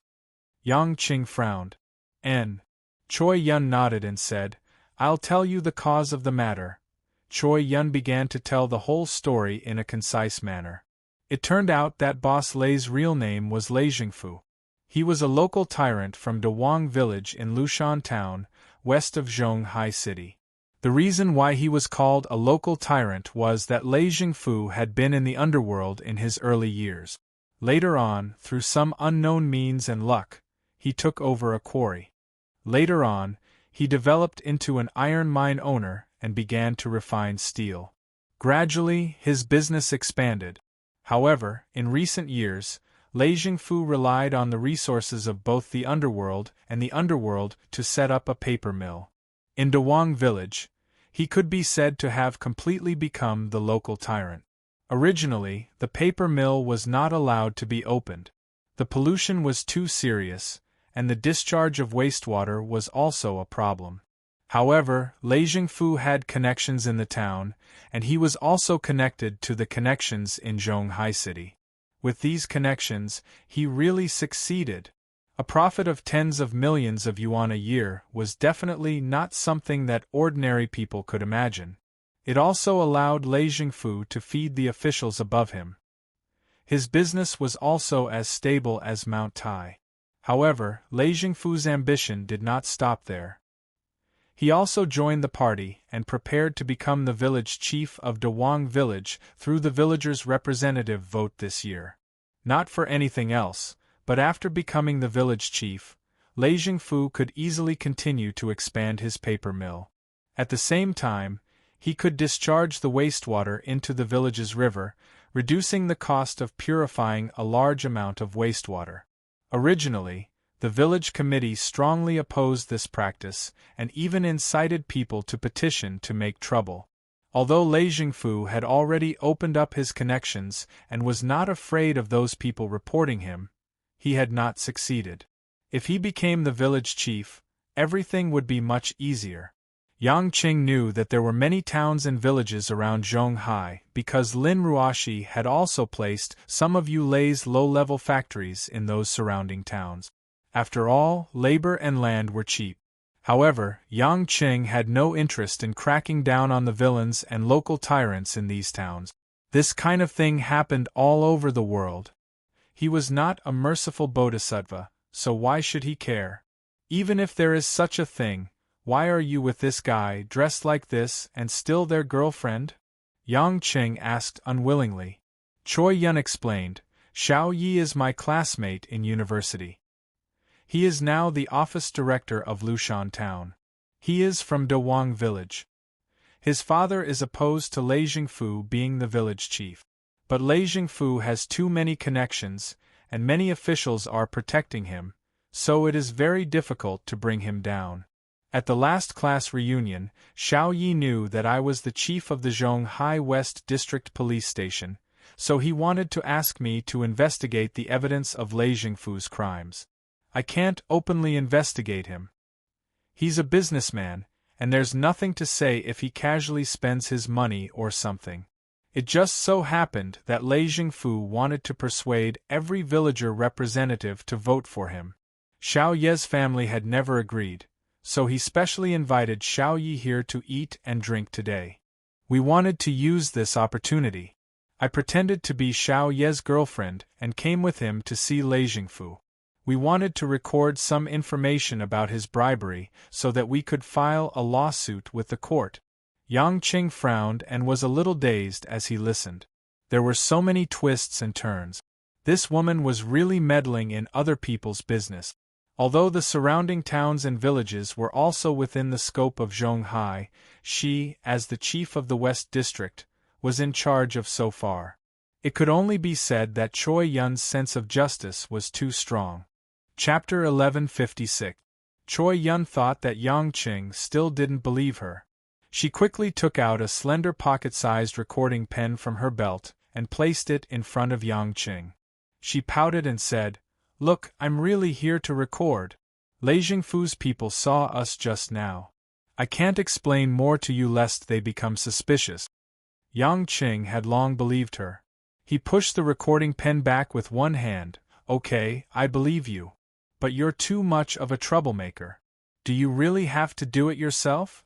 Can't you send a female police officer?"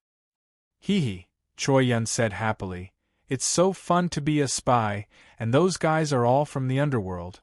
I'm worried that Xiao Yi will be harmed by them, so I have to protect him." Xiao Yi stood behind and said seriously, "Yonyan, I'm a man. I should be the one to protect you." Yang Qing's scalp tingled. He frowned and said, "Hey, although you're Yonyan's classmate, you shouldn't call me that casually. By the way, what did you just say? You're pursuing Yonyan. Do you think I'm dead, or do you want to declare war on me?" Choi Yun pulled Yang Qing's sleeve. Don't talk about him. I told him not to call me that in private, but he insisted on calling me that. I've already rejected him, but he just won't listen." Xiao Yi was unmoved and said, "Mr. Yang, since you didn't marry Yonyan, it means that I haven't lost. I will work hard for my dream." "Dream?" Yang Qing looked at Xiao Ye's serious expression and was a little confused. Choi Yun's pretty face turned red. She seemed to know something. Xiao Yi glanced at the BMW X6 behind Yang Qing and sighed, looking at Mr. Yang's car. "I know that Mr. Yang is a rich man. I was just a civil servant from a farmer's family. I didn't have much money or power, and my official position wasn't as high as Yonyan's. However, I've been in love with Yonyan ever since I entered university. Later, we went our separate ways after graduation. I thought I would never see her again, but I didn't expect to meet her again. Even though I knew I wasn't good enough for her, I didn't want to regret my lack of effort in the future. I won't give up my pursuit of Yonyan just because Mr. Yang is a rich man. Unless you step into the hall of marriage, then I will sincerely bless you and leave silently." These words were extremely sincere. Although Choi Yun was leaning on Yang Qing, she also bit her red lip. Her eyes were blurry and filled with guilt. Yang Qing couldn't be angry with such a man. Although his pursuit of Choi Yun made his own selfish desires very uncomfortable, Xiao Yi was open and aboveboard, self-respecting, and self-reliant. Compared to him, although he also gave his true feelings, he was just a playboy. He really couldn't give Choi Yun a decent marriage. In comparison, he was more abominable. However, things like feelings like social status were not absolutely fair. Choi Yun was also very clear that Xiao Yi would be a man who loved her wholeheartedly, but she couldn't choose Xiao Yi.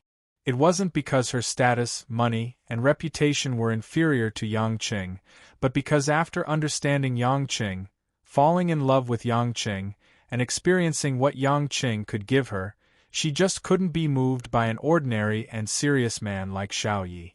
Yang Qing sighed and asked Choi Yun, That day, you said that someone invited you out to dinner and hung up on me. Was he the one who invited you? Choi Yun didn't hide it and nodded directly. You won't be angry, right? I told Xiao Yi many times that I won't change my mind, but he is so stubborn.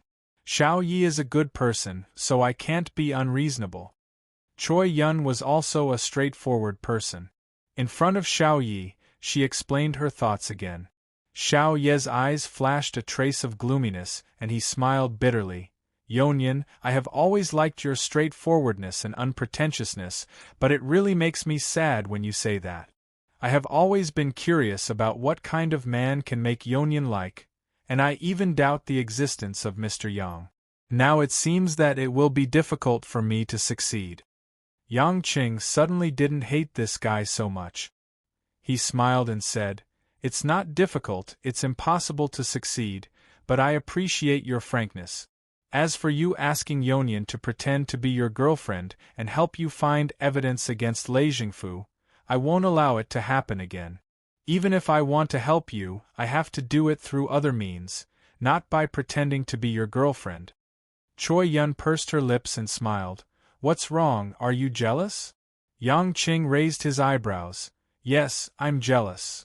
Choi Yun happily bumped her head against Yang Qing's chest. Okay, don't be sour. I won't do that again. Today, Xiao Yi and I dealt with Lei Jingfu for a few hours, but we didn't collect any useful materials. That old fox is very cunning. He is very careful with me, a strange girlfriend, and his mouth is very tight. Yang Qing chuckled and said, I advise you to be careful, that guy is not simple. Since he can so brazenly buy connections to pollute the company, he must have a lot of spies in Zhonghai. You suddenly appeared today, and in such a private place, he will definitely be suspicious. If he finds out that you are from the police station, he might vent his anger on Xiao Yi, and then Xiao Yi will be in danger. Choi Yun blinked. Will he? Then what should we do? How would I know? Yang Qing shrugged. Xiao Yi said, Yonyan, don't worry. No matter how unreasonable Lei Jingfu is, I am still a civil servant of the country. What can he do to me? The election for the village chief will be held at the end of the month. We should hurry up and collect evidence. We must not let him be elected. Choi Yun's eyes also flashed with determination, and her fighting spirit was overflowing. Yang Qing looked at the man and woman who were filled with the idea of getting rid of the tyrant and bringing peace to the people, and suddenly thought that if he did not win Choi Yun's heart, perhaps they would really be a good match. After chatting for a while, it was already very late, and Yang Qing generously asked Xiao Yi if he wanted to send him back. However, Xiao Yi still had the backbone to call a taxi himself, and laughed that he still had the money for a taxi. Yang Qing was just being polite, and after saying goodbye to Xiao Yi, he drove Choi Yun back to the woman's house. The Kai family was in Zhonghai, and Choi Yun was the youngest daughter. The others were some military guards and a few servants. Kai Yunqing and his wife did not come often, so it was very quiet. On the way, Yang Qing couldn't help but curiously ask Choi Yun if she had been busy recently to help Xiao Yi sue Lei Jingfu. Because Guo had mentioned it several times, Choi Yun's wife did not cooperate, and she was always unwilling to take the time to meet other women. Choi Yun stuck out her pink tongue in embarrassment and said, Hubby, you don't know, that Lei Jingfu is simply despicable. In order to become the village chief, he has been treating since the beginning of the year. He has invited every family in the village, not to mention those who have connections in the town, the city, and the city. A table of banquets starts from at least 2,000, and some even go up to 10,000. In order to treat and give gifts, he specially set up a warehouse, which is filled with Wuliangye and Maotai, as well as Panda and Yellow Crane Tower cigarette. These are all real. The warehouse is behind his house, and I have sent people to investigate. He also gave gifts to those villagers, and those villagers who received the gifts did not dare to not vote for him. If any family dared to not accept the gifts, he would send his underworld thugs to beat them up until they accepted the gift.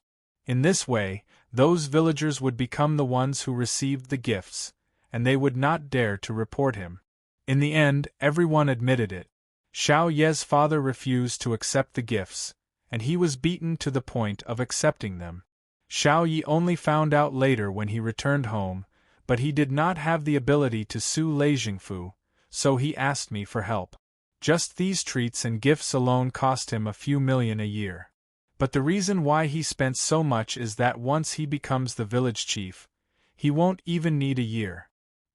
He can immediately earn back the money by playing with the village's land and expanding the paper mill. I believe that if we can arrest Lei Jingfu, not only will we be able to arrest his underworld criminals, we will also be able to arrest a lot of those corrupt officials who are related to him. Yang Qing looked at the energetic Choi Yun and didn't know whether to laugh or cry. You are cutting off people's path to wealth. If too many officials are implicated, then you will be in danger. Even if father-in-law is a general, he won't be able to withstand the pressure of too many officials. Don't we still have you? Choi Yun hugged one of Yang Cheng's arms and said with a smile, I definitely wouldn't dare to in the past, but now that we have our dear young Master Yang, if I really can't hold on anymore, you can save me. Yang Cheng was completely convinced. This woman was relying on the fact that he would definitely help her in the end. She wanted to enforce the law in the name of justice, lawlessly enforcing the law on behalf of the heavens. Then you can't be out of touch with your cultivation. Qiangwei just stepped into the soul formation stage today. The rest of you have to hurry up. What? Sister Qiangwei is in the soul formation stage? Choi Yun opened her mouth in shock and nodded helplessly. Although she liked to fight, she was really not good at comprehending the realm. In the end, she was too one-track-minded. Also, Yang Qing glanced at the woman and said lewdly, Don't be so rash in front of me in the future. Dress up more like a woman. You look good in a lace dress today. Choi Yun was happy in her heart. It was always sweet to be praised by her man. She pursed her lips and nodded with a smile, thinking that it was time to buy some more feminine clothes. After sending Choi Yun home, it was almost 2 o'clock in the morning. Yang Qing thought that he hadn't stayed at home for a few days, so he didn't spend any more time with Choi Yun and rushed home.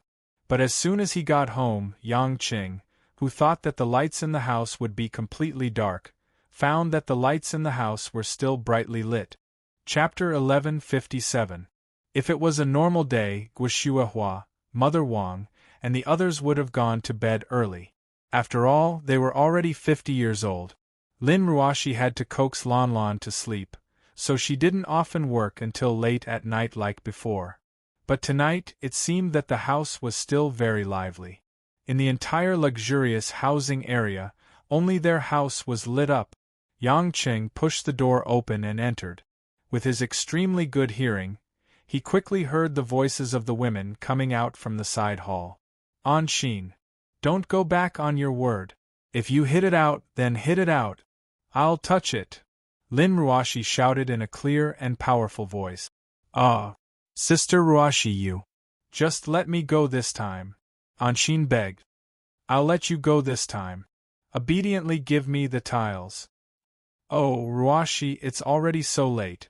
Let's call it a day after this round. Mom, you go to sleep first. We're not tired. Who said that? I'm about to faint. Mo Qianni said weakly. Qianni, don't pretend.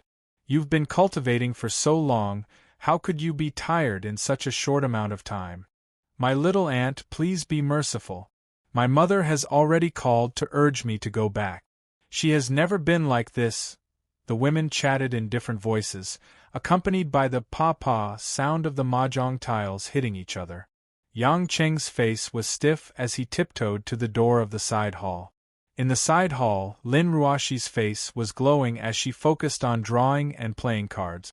Playing with her at the same table was Qiangwei, who had a helpless expression on her face, the pitiful Anshin, and the drowsy Mo Qianni. What made Yang Qing even more speechless was that Guoshuahua was yawning and sitting on a chair at the side. Her body was limp as she watched the women play. Did these women play mahjong until the wee hours? Seeing that Yang Qing had returned, Guoshuahua revealed a look of relief. She stood up with a smile and said, "Son, you're finally back. Hurry up and persuade your wife.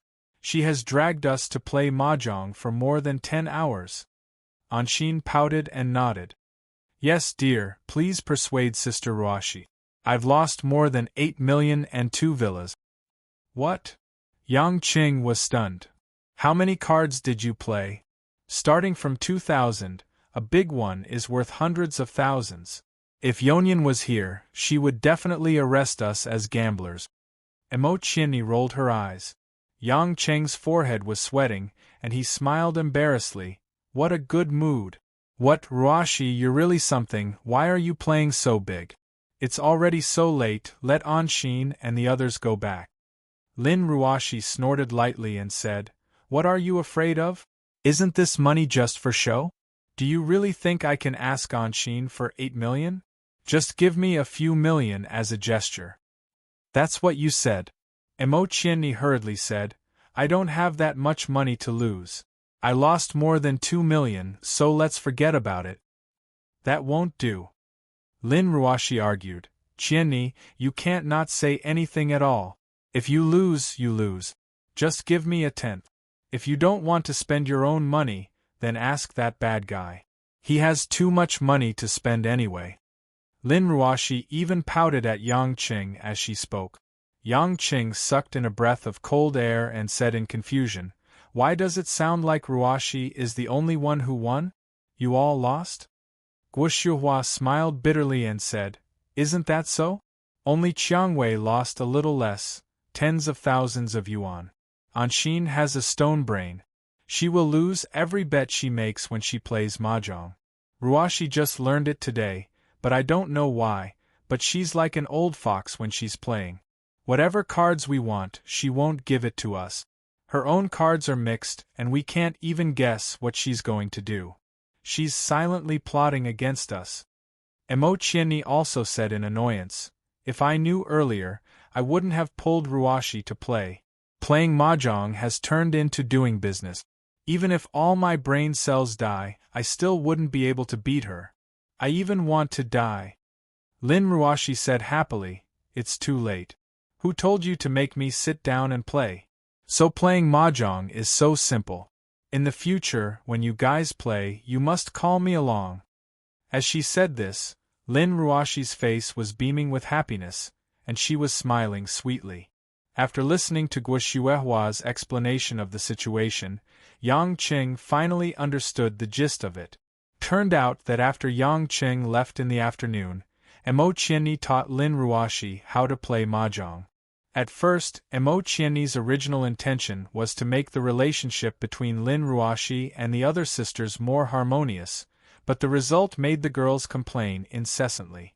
Although Lin Ruashi was not good at singing, dancing, and other games that required physical movement, mahjong was a game of gambling, skill, and luck. It was a brain game that Lin Ruashi was very good at. Lin Ruashi soon discovered that at the mahjong table, some of the skills to make herself look calm, to make it difficult for others to figure out, to loosen the reins only to catch more jade, and to throw a brick to attract jade, actually had a lot in common with her game in the business world. Once it was connected with the scheming of her business, the woman quickly found the way, and the speed of studying it was surprisingly fast. It didn't take long before Lin Ruashi didn't need Emo Qianni to teach her. After she remembered the rules, as long as the cards weren't too bad, she could win almost every round. In the whole game, who played what, who didn't play what, who wanted to eat what, who wanted to touch what, Lin Ruashi could quickly calculate it, just like a humanoid computer. Other women were just playing games, and it was fine as long as they were happy, but Lin Ruashi was absolutely unwilling to admit defeat. Since she was playing, she had to try hard to win. Just like how she had to win Anshin when she played games, but this time, other women were not her opponents at all. A rich little lady like Anshin, who was too lazy to use her brain to play casually, lost in a mess. As for Qiangwei, she used to be in the underworld, and gambling was a common occurrence. She didn't lose much, but if she wanted to win against Lin Ruashi, she still had a long way to go. Son, you have no idea. Initially, Jiqing and Mingyu took turns to beat him up. But in the end, they couldn't take it anymore. Jiqing relied on her mother, Yulan, and was finally able to go home to rest. Mingyu's father sent someone to pick her up. Jingjing was a little luckier. She didn't know how to play, so she didn't participate and went back early. Only Mom, Qiangwei, and the others were left. Mom lost more than 300,000 today. Money is a small matter, but Mom is afraid of losing. And it's already so late, but Ruashi still wants to continue playing. If she continues, it'll be morning. Guoshuahua had a bitter face, suppressing her dissatisfaction. Yang Qing rubbed his chin and said to Lin Ruashi, "All right, Ruashi, since Mom has already said so, let's stop today. It's not like we won't have a chance to play in the future." Lin Ruashi pouted unwillingly, "I haven't played enough. I think you're happy because you keep winning. That's not right.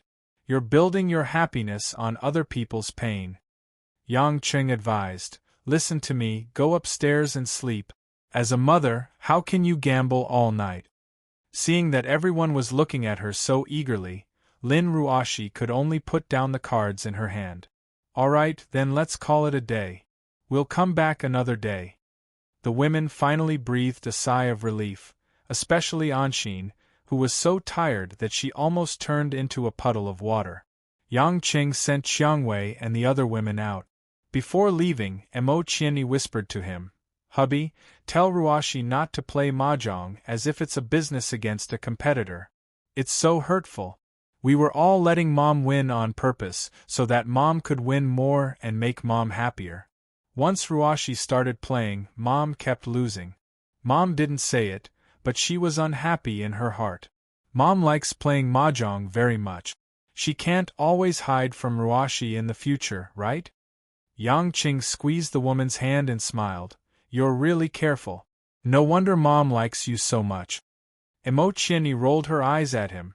Anshin and the others are clear about this kind of thing. Everyone thinks so, but Ruashi is stubborn.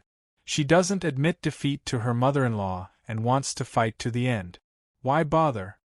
Yang Qing sighed. Mo Qianni said this for the sake of her best friend's relationship with her mother-in-law and daughter-in-law. He didn't know if he should say that Lin Ruashi was simple or that this woman was too serious, but it wasn't a good thing to be too serious. After sending the women back, Yang Qing returned to the second floor of his house. Seeing that Guoshuahua had already gone to rest, he walked to Lin Ruashi's room and knocked on the door. Lin Ruashi had just finished washing up and was about to rest. When she opened the door, she saw Yang Qing standing there. She asked curiously, "Hubby, what's the matter?" "There's nothing else. I just wanted to tell you not to be so serious when you play mahjong in the future." Yang Qing roughly repeated what Mo Qianni had said, but after Lin Ruashi heard it, she frowned slightly, as if she didn't think much of it. "I don't think it's appropriate to do that. If I know which card I'll let the next player win, wouldn't that be cheating? Even if my family plays mahjong, it should be fair and square and play seriously. There's no need to add to the bet. I might as well not play anymore. Besides, I didn't really want the money they lost. If I wanted to make Mom happy, did I have to lose to Mom on purpose? Mom can't be so spineless. If Mom, as an elder, is angry at me for such a thing, then I think Mom is too stingy. I didn't do anything wrong." Yang Qing looked at Lin Ruashi's innocent expression and smiled bitterly. When it came to playing games, his wife was really stubborn. "You silly girl, why are you so competitive when you play games? It's useless to say anything to you. All right, go to sleep." Yang Qing didn't know how to persuade her, so he simply ignored her and returned to his room while shaking his head. Chapter 1158. In the next 2 days, although Guoshuahua was tempted, she didn't dare to ask the girls to come to her house to play mahjong. It seemed that Lin Ruashi's stubbornness was quite a headache. But as a mother-in-law, she couldn't ask her daughter-in-law to give in to her so that she could have more fun. She had to pretend that it didn't affect her, but she was slightly dissatisfied in her heart. As for Yang Qing, he took care of the girl's cultivation as usual and went to work. He had 2 quiet days. The busiest person at home was the chubby little girl, Lan Lan, because the kindergarten planned to organize a visit to Zhonghai Safari Park before it was too cold. For Lan Lan, who had always missed the living giant panda, she had been waiting for the zoo visit for a long time, and it was the first time she went out with other children. Although the previous beating incident made many children afraid to get too close to Lan Lan, children were always forgetful. For example, Xiaoya and several other girls who were close to Lan Lan, they returned to normal after a few days. As for the child of the Wang family, because of the many things that happened in the Wang family, he had left Zhonghai with his parents. Early in the morning, Guoshuahua specially changed a large school bag for Lan Lan. It was filled with all kinds of snacks. With Lan Lan's appetite, it was no problem to finish the whole bag. After Lan Lan said goodbye to the adults with a sweet smile, she and Minwan got on a white BMW X5 that was specially sent to pick her up. This car was specially prepared by Lin Ruoshi for Minwan recently, mainly for the convenience of taking Lan Lan out. The car with 700,000 to 800,000 yuan was also a relatively cheap car that Lin Ruoshi could take out.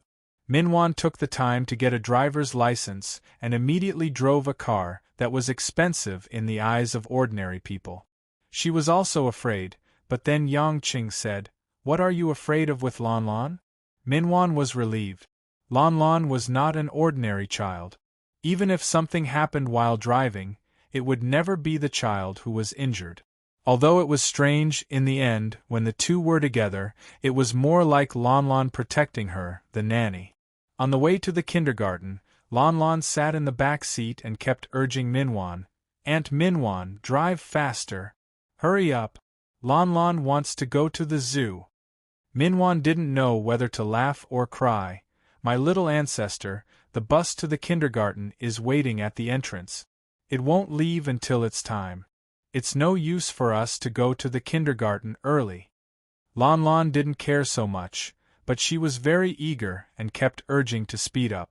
After driving out of the mansion area in the western suburbs, there was a long stretch of road that led to the provincial highway in the suburbs of Zhonghai. Because there were many forks in the road, no one would usually drive from here, and it gradually became abandoned. However, this road was the shortcut to Yunhua Kindergarten. Minjuan's palms were sweaty. Minwan drove on this road every time. Under Lanlan's urging, Minwan stepped harder on the accelerator. But not long after, a van suddenly rushed out of the intersection in front of them. Minwan immediately braked.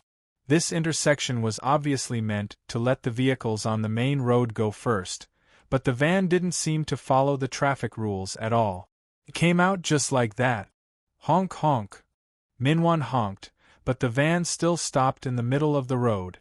What kind of situation is this? Do they have any manners? The village girl Minwan also criticized them. Lan Lan pouted. She was also very dissatisfied with the parking. At this moment, the back door of the van opened. Suddenly, 3 men dressed like hooligans with silver chains and dyed hair jumped out. The men quickly ran to the side of the BMW. One of them, who had dyed hair, used his fist to punch Minjuan's driver's door. Bang bang bang! The man hooked his finger. "Open the door! Get out!" Minwan was so scared that her face turned pale. Just when she was trembling and didn't know what to do, she heard the back door open. It was Lan Lan who got out of the car angrily. She opened the door and jumped out. The chubby little girl placed her hands on her waist. Her watermelon-like fringe fluttered in the cold morning wind. She looked like a little elf in winter. "Why are you blocking our way? Lan Lan wants to go to the kindergarten. Drive the car away." Lan Lan shouted angrily. The redhead and the other 2 men were stunned. They didn't expect the little girl to jump out of the car herself. Minwan couldn't hide anymore. She quickly opened the driver's door and ran out of the car. She hugged Lan Lan and asked nervously, "Who are you? Why are you blocking our way?" "Hee hee, you don't need to know. Sit at the back. We'll drive. The redhead grinned. Lon Lon tilted her head and asked, You're driving? Are you sending Lon Lon to the kindergarten? Ha ha, kindergarten? Little bastard, if you talk shit with me again, I'll give you a slap. Get in the car. The redhead said fiercely. Minwan saw the three men's ferocious expressions and immediately protected Lon Lon behind her. Lon Lon, run. Go find Mom and Dad. Still want to run? Red Hair signaled with his eyes, and a man at the side immediately blocked the way. Then, he slapped Minwan's face again. Puff. Minwan screamed and fell to the ground. Lon Lon frowned. You hit Auntie. You're bad guys. The kid's voice is so loud. Go and knock her out. The redhead ordered. Yes. The man grabbed Lanlin's collar and pulled Lon Lon over. He slapped the back of Lanlin's neck. The slap was quite heavy. Even an adult would have fainted. However, Lon Lon was completely unscathed after being hit. The man was stunned. Sigh, how can this be? Why is this little brat fine? Lanlin's little face was flushed with anger. Her pair of black eyes were filled with murderous intent. It was unimaginable for such a cute little girl to have such disregard for life in her eyes. How dare you hit Lon Lon? Even Mom won't hit Lon Lon. You're all bad people. Lon Lon is going to kill you. The redhead was frightened by Lanlin's gaze. However, she was just a little girl in kindergarten. What was there to be afraid of? Hey, did you hear that? This little brat said she's going to kill us? The redhead sneered. Boss, just stuff them into the car. If this goes on, people might come. It'll be troublesome.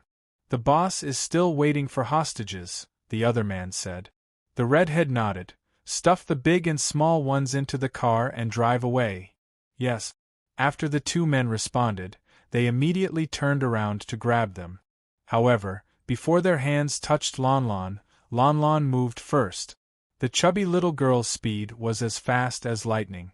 Her pure physical strength was usually restrained. Now that it exploded, it wasn't something that ordinary people could see clearly. Puff! A piercing sound was heard. It was as if something broke through a layer of paper. When the man who wanted to grab Lon Lon reacted, he looked down at his abdomen in disbelief. He saw Lanlin's small fist was like a diamond drill. It pierced through the man's abdomen. The fist was exposed from the back of the kidney. Ah! The man screamed. His eyes rolled under the knife, but it didn't affect Lanlin's next step.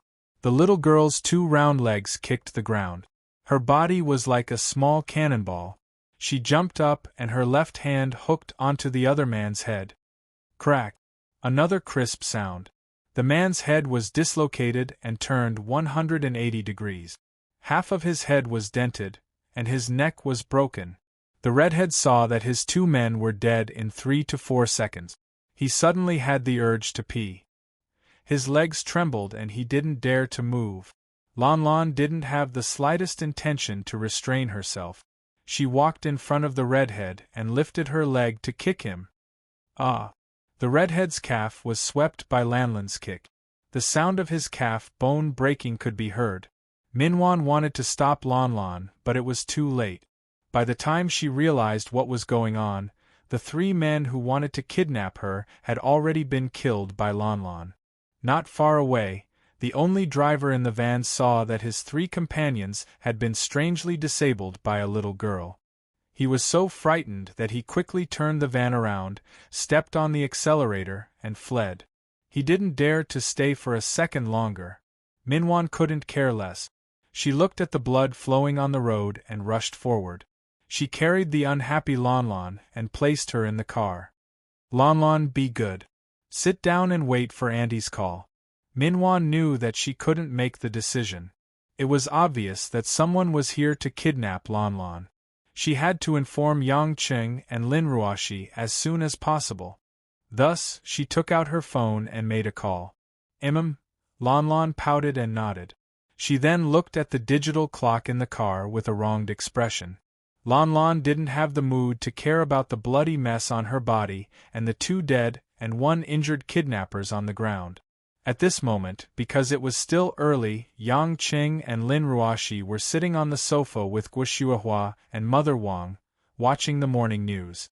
Yang Qing suddenly saw his phone vibrating. He took a look and saw that it was from Minwan. He was slightly puzzled. Usually, Minwan would call Lin Ruoxi if something happened. Why did she call him this time? He picked up the call, and before Yang Qing could ask anything, Minwan said a bunch of words in a hurry. Yang Qing frowned and a cold light flashed in his eyes. He stood up suddenly and said calmly, "Wait there. I'll be there soon." Chapter 1159. Lin Ruoxi saw Yang Qing's solemn expression and asked worriedly, "Hubby, what happened?" Yang Qing hung up the phone and said in a deep voice, "Minwan and Lanlan were intercepted by strangers on the road. They wanted to kidnap them." "What?" Lin Ruoxi got up in panic. "What about now?" Guo and Mother Wang also looked over nervously. Yang Qing comforted them with a smile. "They have been defeated by our baby daughter. I will clean up the mess for her. Don't worry, Lanlan is fine." Lin Ruoxi breathed a sigh of relief and patted her chest, "Then go quickly. You are fast, I will catch up with you." Yang Chen didn't want to waste any more time. He didn't drive and dashed towards the small path. It would be easy for him to find Minwan and Lanlan along the way. In the blink of an eye, Yang Qing had appeared at the scene of the incident. "Mr. Yang, you are here." Minwan was also experienced. She was not surprised to see Yang Qing suddenly appear. Yang Qing nodded and walked to the side of the car. He reached out and carried Lanlan out of the car. Looking at the unhappy chubby little girl, he patted her to make sure she was fine. Then, he looked at the three guys on the ground. The two men had been killed by Lanlan. The red-haired guy with a broken leg had fainted because of the excessive pain. Yang Qing looked at Lanlan's generosity. She was really good. The degree of ruthlessness was really like a daughter inheriting her father's business style. Although this view was a bit abnormal, Yang Qing was really satisfied with his daughter's decisiveness in killing people. "Dad, Lanlan wants to go to the zoo." Lanlan's pitiful eyes were already filled with tears. So much time had passed, the child was afraid that she would not be able to catch up with the group. "My clothes are covered in blood. How am I supposed to go to the kindergarten?" Minwan said helplessly. Yang Qing smiled. "Don't be afraid. Dad is very fast. I'll take Lanlan back to change her clothes and fly to the kindergarten immediately. I'll definitely make it in time." Lanlan's face lit up and she clapped her hands. "Oh, Daddy is the best." "That's true. But Lanlan, if you want to kill someone in the future, it's best to choose a method that doesn't cause bleeding. You don't have to dirty your clothes, so you don't have to change clothes." "How do we kill bad guys without bleeding?" Lanlan asked curiously. Yang Qing gave an example. "For example, flatten a bad guy's neck, turn his head around, or throw a rock at him from a distance. Anything is fine." Lanlan nodded in a daze. "Then Lanlan will give it a try when I want to kill a bad guy in the future." Hee, that's right. You're my good daughter." Yang Qing grinned. Minwan was speechless at the father and daughter. How could they have the mood to talk about such a scary topic? There were still 3 kidnappers lying on the ground. Although it was an attempt, they should at least know why they were here to intercept the kidnappers. Yang Qing turned around and said, "Minwan, when Ruoxi comes over later, ask her to contact Yonian directly. There are still survivors here, so it shouldn't be too difficult to investigate. I'll take Lanlan back to change her clothes first." Because the women were all cultivating now, Yang Qing had already asked the Sea Eagles to return to Europe. After all, most of them had family and they would miss them. Therefore, he could only trouble Choi Yun to investigate this kind of thing. Minwan nodded blankly, indicating that she understood. When there was no one around, Yang Qing teleported back home and ran to Minjuan's room. Lanlan's clothes were also there. He changed the little girl's clothes, wiped off the blood on her face, and sprayed some perfume to cover up the smell of blood. It took less than 10 minutes.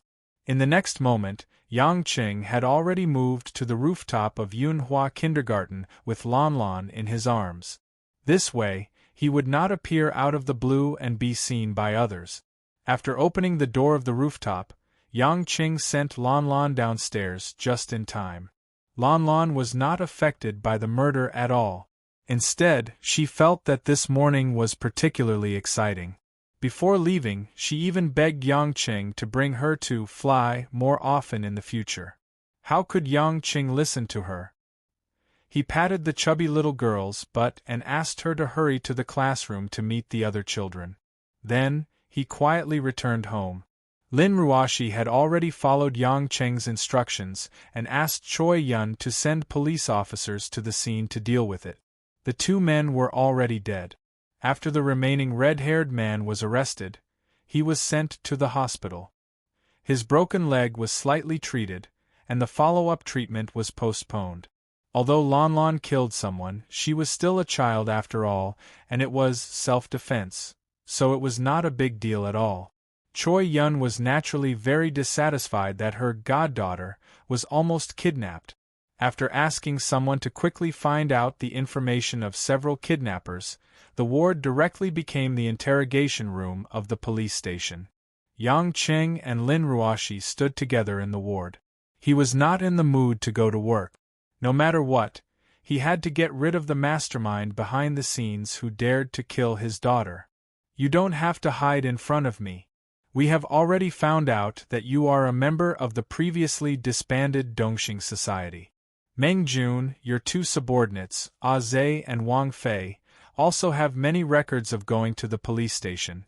We, the police, have your information on file. If you cooperate with our police investigation and tell us the mastermind behind the scenes and the conspiracy, then you can still be given a lighter sentence in court. If you dare to keep silent, then I can guarantee that based on the background and identity of the child you kidnapped, you will have to wait at least 10 years to get out of prison. Even if you die, no one will dare to say anything. Choi Yun interrogated the red-haired Meng Jun with a stern face. There were many exaggerations, but it was quite effective. Meng Jun's legs were still in pain. When he heard the beautiful policewoman in front of him used such harsh words, he trembled and swallowed his saliva. Police comrade, police officer, I'm just a small fry to earn some extra money. A boss hired me to bring my brothers to kidnap the child, so we just squatted there. We were just working for the money. We didn't even know who the boss was. Then after you kidnapped the child, where were you going to send the child to? What's your purpose? Choi Yun questioned. Meng Jun hurriedly said, the destination is an abandoned rice cake factory on Nanting Road in the western suburbs. We just had to send the child there. The boss will send someone there to hand over the child. Didn't you have an accomplice who ran away? Where is he now? Meng Jun gritted his teeth and said, Oh right, police officer, his name is Ah Lu. He isn't one of us. He was sent by the employer to supervise our work. He definitely knows the mastermind behind the scenes. Although he ran away, I can tell you the car plate number of the car. You will definitely be able to find clues about him. The red-haired man was also panicking. At this juncture, protecting himself was the most important thing, so he spat out everything he could. With the car plate number, Choi Yun used her network of connections and the cooperation of various police officers to easily find the whereabouts of the white van. After gathering all the information, Choi Yun immediately ordered her subordinates to look for the van all over Zhonghai. Not long after, they received news that the van was parked on the side of the road in the western suburbs. However, there was no one in the car. However, most of the gangsters in the underworld had records in the police station. The driver named Ah Lu was quickly found out from the records. After Meng Jun confirmed that it was indeed Ah Lu, Choi Yun issued a wanted order to search the entire Zhonghai for this guy named Ah Lu. As long as they found him, they would be able to find out who the employer was. Yang Qing and Lin Ruoshi looked at Ah Lu's photo. He didn't look like a good person at all. However, there was nothing they could do except wait for Choi Yun to catch him. Lin Ruashi couldn't help but feel lucky. Lon Lon was different from the others, especially at such a dangerous time. It was indeed a blessing to have a tough daughter. After dealing with this series of matters, it was already noon before they knew it. Choi Yun was planning to have lunch with Yang Qing and Lin Ruashi when she received a call from the police station. Choi Yun picked up the phone. After listening to a few words, her pretty face turned pale and bloodless. Yang Qing and Lin Ruashi looked at each other and were a little confused. Why did Choi Yun look like she had lost her soul when she was fine just a moment ago? When Choi Yun put down the phone with trembling hands, her eyes were already full of tears. Her cheeks were red and she swallowed hard. Yonyan, what happened? You're so scary, Lin Ruashi murmured in a low voice. Choi Yun covered her mouth, but she couldn't help but cry. 2 lines of tears flowed down her cheeks, and she mumbled to the worried Yang Qing, Xiao Yi. Xiao Yi, he's dead. Lin Ruashi's face was full of confusion. She didn't know who Xiao Yi was, but Yang Qing was stunned and couldn't believe it. Chapter 1160. Yang Qing didn't care too much. He stepped forward and hugged Choi Yun, patting the woman's back. Don't cry. You're still in the hospital. How can the police chief cry like this? Tell me what happened. Choi Yun sobbed and held back her tears. She wiped the corners of her eyes, looked up, and said with red eyes, the police station received a call from Xiao Ye's father. He said that Xiao Yi, he was hanged to death. Hanged? Although Yang Qing wasn't familiar with Xiao Yi, he was a dignified man. To think that he was hanged to death in humiliation. He couldn't help but ask coldly, was it done by Lei Jingfu's people? Choi Yun shook her head. I'm not sure yet, but it's most likely the case. Xiao Yi told his father before that he could call the police station to find me if there was an emergency.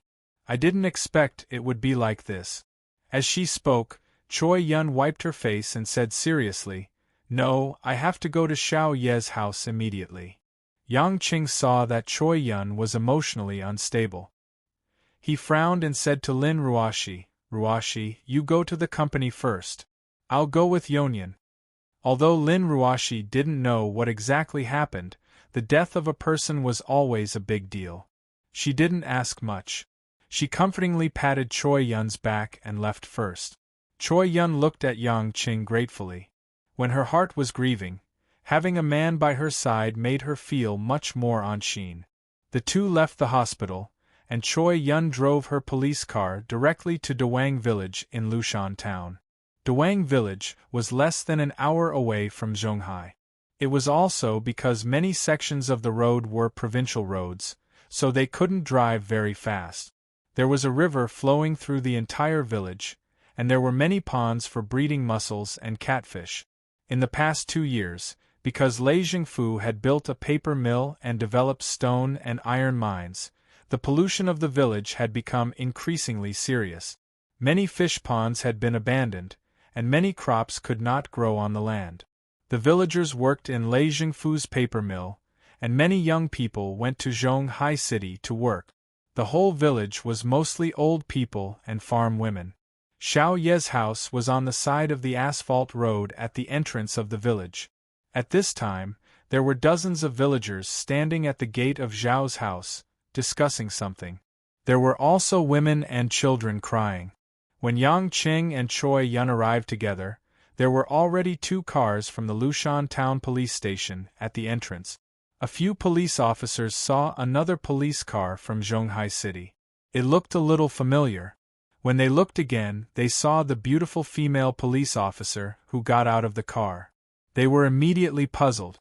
Only their boss, the director of the Lushan Town Police Station, Zhang Guoping, recognized Choi Yun, whom they often met in city meetings. Director Kai, why are you here? Zhang Guoping was a big fat man with a particularly obvious beer belly. He walked up and smiled warmly. Director Zhang, thank you for your hard work. Choi Yun forced a smile, but she did not respond to the fat director's outstretched hand and shook it. Zhang Guoping immediately introduced her to the few police officers under him. This is the director of Zhonghai West District Police Station, Choi Yun. She is our superior. Everyone, greet her.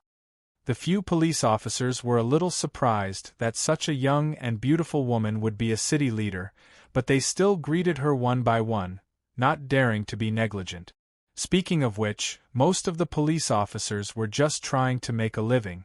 The police in the city were the real civil servants of the state. Choi Yun was not in the mood to talk to them. She walked straight to Xiao Ye's father. Xiao Ye's father was almost the same as his son, so it was easy to recognize him. However, Xiao Ye's father's hair was gray. His son was suddenly killed, and he was even more exhausted. He looked like a candle in the wind and his face was yellow. Choi Yun knew Xiao Ye's father from before. Seeing the old man like this, she grabbed his hand with distress. Uncle Xiao, you must hold on. I will definitely give justice to Xiao Yi. Xiao Ye's father's voice was hoarse, and he smiled dejectedly. Thank you, Director Kai. I'm already very grateful that you could come. Logically speaking, Xiao Ye's death was not something that Choi Yun had the right to come all the way from the city to intervene, so Xiao Ye's father only called with a glimmer of hope. Choi Yun didn't know how to comfort him. He was already dead, and the old had to send the young off.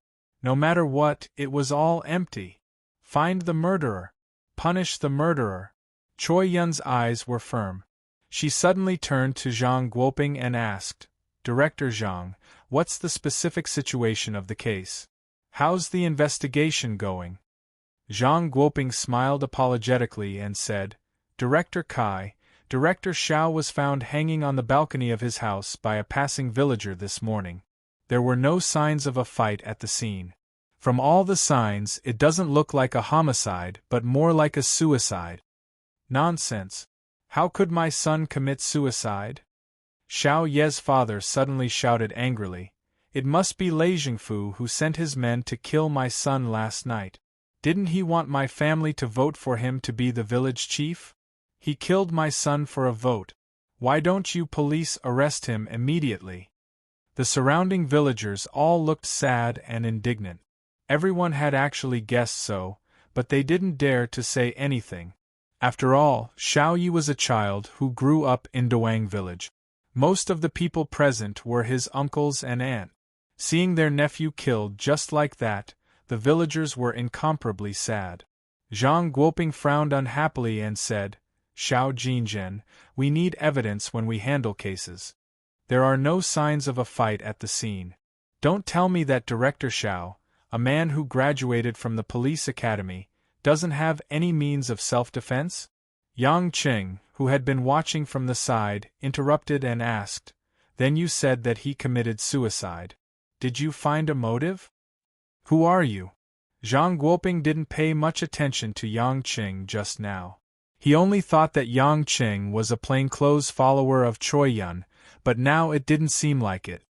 Don't care who he is, just answer the question.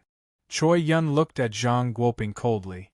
Zhang Guoping heard Choi Yun's words and said obediently, We haven't found it yet, but we will try our best to solve the case within a month. Are you kidding me? A month? Choi Yun reprimanded. Check the fingerprints at the scene today and examine the body. I don't believe that we can't find any traces of the murderer. I'll take over this case from you. All of you get lost. Choi Yun could see that Zhang Guoping was working at the Lushan police station. He must have received a lot of benefits from Lei Jingfu, and it was obvious that he wanted to suppress the case. Zhang Guoping suddenly had a playful look on his face. He smiled and said, Bureau Chief Kai, I respect you as a superior, but you can't go too far. We're just following the procedure, and we didn't make any mistakes in principle. Although Lushan town is small, there are many things to do. Our police station is also trying to improve its efficiency as much as possible. If you insist on making us scram, how am I supposed to show my face in Lushan town? I, Zhang Guoping, am just a nobody, but my uncle might think that I'm an embarrassment to him and that I've lost face. Your uncle? Choi Yun sneered. Are you talking about Director Zhou of the Public Security Department? Do you think I'll give in to you just because your uncle is my superior? Zhang Guoping snorted. Bureau Chief Kai, let's mind our own business. I'm the one who calls the shots in this case.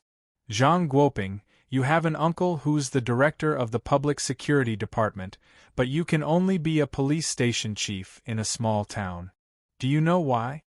Zhang Guoping frowned and was a little unhappy. Bureau Chief Kai, are you mocking me? Forget it, I'll tell you. Choi Yun suddenly rolled up her sleeves and sneered. Because you have a pig's brain. As soon as she finished speaking, Choi Yun had already punched Zhang Guoping's beer belly. Bam! One could even hear the sound of the fist hitting the flesh. Zhang Guoping's eyes widened and he cried out in pain. His body staggered backward. Choi Yun did not show any mercy. She punched Zhang Guoping's left cheek again. His entire fat face was thrown backward, and his nose and mouth were bleeding. The villagers and a few policemen were dumbfounded. A handsome and beautiful policewoman actually hit someone without saying a word. Yang Qing was amused watching from the side. It was this straightforward and violent personality that made him remember this chick so quickly. Good. Good hit. Yang Qing immediately applauded and cheered. With someone taking the lead, many of the villagers laughed and clapped. They had been bullied by Zhang Guoping and his team on a daily basis. Zhang Guoping was hit by 2 fists. He panted and leaned on 2 of his subordinates. He pointed at Choi Yun and shouted, "B***tch you've got guts. I'm going to report this to the higher-ups. You're finished." Chapter 1161. After wiping the blood off his face, Zhang Guoping realized that his 2 teeth had loosened. He was so angry that he was about to vomit blood. However, he really did not dare to fight with Choi Yun. He had heard that Choi Yun had received special forces training. After thinking about it, he quickly left and went to find his uncle, Chief Zhou. With the support of a department-level cadre, what was Choi Yun, a mere city bureau chief, to him? After glancing at Choi Yun fiercely, Zhang Guoping turned around and waved his hand, indicating that he should leave. However, before he could walk out of the door, a figure was already in front of him, blocking his way. It was Yang Qing. Zhang Guoping frowned and grinned. "Kid, what are you doing?"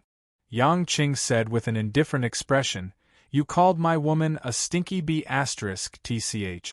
You dare say that my woman is stinky. Do you think I'll let you go?"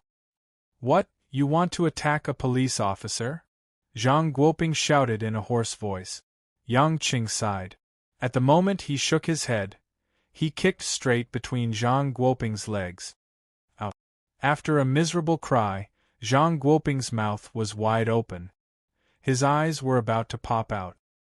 His hands covered his manhood and he curled up on the ground. "Superintendent! Superintendent!" The few police officers were scared silly. Why was this man and woman more ruthless than the other? Between Zhang Guoping's legs, a wet liquid had begun to flow out. It was hard to tell if it was blood or something else. A disgusting smell filled the air. A few police officers immediately supported Zhang Guoping, who was pale and covered in cold sweat, and left. They did not dare to stay for a moment longer. When Father Xiao saw this, he sighed and said, "Bureau Chief Kai, sir, you don't have to do this. It will only bring you trouble. That fatty Zhang has a powerful background. His uncle is connected to Lei Jingfu. He's just a henchman. You guys beat him up today, so his uncle will definitely ask Lei Jingfu to kill you guys. You guys better go back to the city." Choi Yun smiled and comforted him. "It's all right, Uncle Xiao. We can't wait for Lei Jingfu to come find us. Tell me quickly, did anything special happen before Xiao Yi died? Is there any evidence that can prove that it has something to do with Lei Jingfu? I must arrest him today." Father Zhao's body trembled at the mention of his son. He let out a long sigh and said, "Last night, Lei Jingfu brought people to my house again and forced us to accept the 50,000 yuan red packet he gave us. If we are determined not to accept it, then if we accept it, wouldn't it be equivalent to accepting a bribe and being pulled onto the boat by him? Xiao Yi and I chased Lei Jingfu and his gang out. Xiao Yi also said that there were only a few days left before the end of the month. He wanted me to persuade the other villagers not to vote for Lei Jingfu. But I didn't expect this morning. Father Xiao choked and couldn't continue. An auntie at the side said angrily, "That Lei Jingfu is too ruthless. His Lei family has been in our Lushan town for many years, but when it comes to his generation, he's worse than a beast. For ordinary families who don't accept gifts, he sends hooligans to beat them up every day, forcing those families to accept gifts and board the pirate ship. For those who can't be beaten up, like Xiao Yi, who is a government official, he always gives them red packets, and the more he gives them, the bigger the red packet, forcing them to accept it. Xiao Yi is a good child. He told us that if Lei Jingfu became the village chief, everyone's land would be polluted, so Lei Jingfu hated him. Lei Jingfu has connections in both the legal and illegal circles. 2 university students in our village went to the city to look for the leaders, but they didn't see the leaders. They were seen by Lei Jingfu's people and told Lei Jingfu that someone went to complain about him. Once they returned to town, they were beaten silly by Lei Jingfu's subordinates. Now Lei Jingfu is the most powerful person in the entire Lushan town.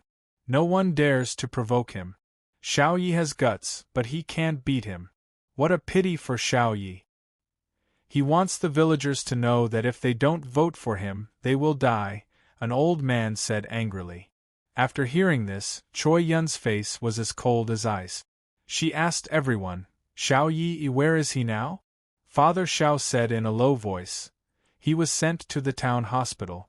"Chief Kai, why don't you take me with you? I haven't seen Xiao Yi yet." Previously, he had been suppressed here by Zhang Guoping and the others, so no one took Father Xiao to the hospital to see his son's body. Choi Yun responded softly and gestured to Yang Qing before bringing Father Xiao to the town hospital. After entering the hospital, under the guidance of the nurse, the 3 of them finally saw Xiao Yi, who had lost all signs of life, lying on the bed. Xiao Yi's expression was very calm, so calm that it broke one's heart. The moment Father Xiao saw his son, he cried and fell to the side of the bed. Yang Qing sighed with emotion, his heart heavy. A few days ago, he saw this handsome young man going in and out of the nightclub with Choi Yun, and he almost taught him a lesson. But now they were separated by life and death. To Yang Qing, he was just a stranger, a rival in love who had no competitiveness at all. His insignificance made Yang Qing feel that it was ridiculous to be depressed. But to Choi Yun, he was her classmate for 4 years in university. He was an upright and kind young talent who had always admired her silently. Choi Yun looked at Xiao Yi with tears in her eyes and asked Yang Qing in a low voice, Why is God so unfair to him? What did he do wrong? He was just doing what he should do. Didn't they say that good people will be rewarded? Xiao Yi is still so young. He worked so hard to enter the police academy and take the civil service exam. He still has so many dreams that he hasn't realized. Isn't his life just beginning? So many people who deserve to die are still alive and well. Why did Xiao Yi leave first? How could he die so pointlessly? Yang Qing was speechless. Sometimes, human life was as light as a feather. He could completely ignore it, but sometimes it was inexplicably heavy. When harvesting lives, Yang Qing never considered what kind of stories these people had behind them or what their lives would entail. But in front of him, such a life, Yang Qing couldn't help but feel sorry for it. A person's life was valuable not because of the life itself, but because of what one had experienced in life. Only then could one show its value. Traces of enlightenment made Yang Qing immersed in his own thoughts, temporarily forgetting everything around him. It turned out that the greatness of human beings came from their insignificance. At this time, the nurse in charge of taking care of Xiao Ye's body seemed to want to say something but stopped. She hesitated and said to Father Xiao, "Uncle, your son?" When we helped him change his clothes, we found some wounds on his back that were cut by a knife. Father Shao raised his head with tears in his eyes and murmured, "What wounds?" Yang Qing and Choi Yun also came back to their senses. Previously, Zhang Guoping had said that there were no signs of a fight, but why did the nurse say there were wounds? How could that be? When the hospital picked up my son, I didn't see any wounds. Father Shao said. The nurse looked outside the door and confirmed that there was no one around before whispering, "Yes, but because the wounds had already scabbed, there wasn't much bleeding. They were also wrapped in clothes, so they couldn't be seen without taking off the clothes. We found it and wanted to tell the police station, but Superintendent Zhang didn't allow us to tell the family. But I think it's too wicked. How can the family not know? I feel uneasy. I think that the deceased was actually killed by someone.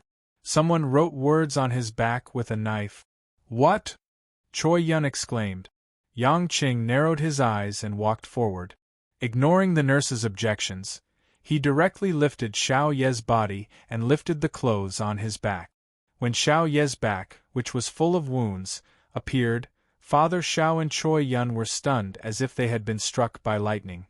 They saw that on Xiao Ye's back, someone had used a sharp knife to cut open the skin. 4 bloody words were written: "Call the police. You're courting death." Father Shao sucked in a breath of cold air.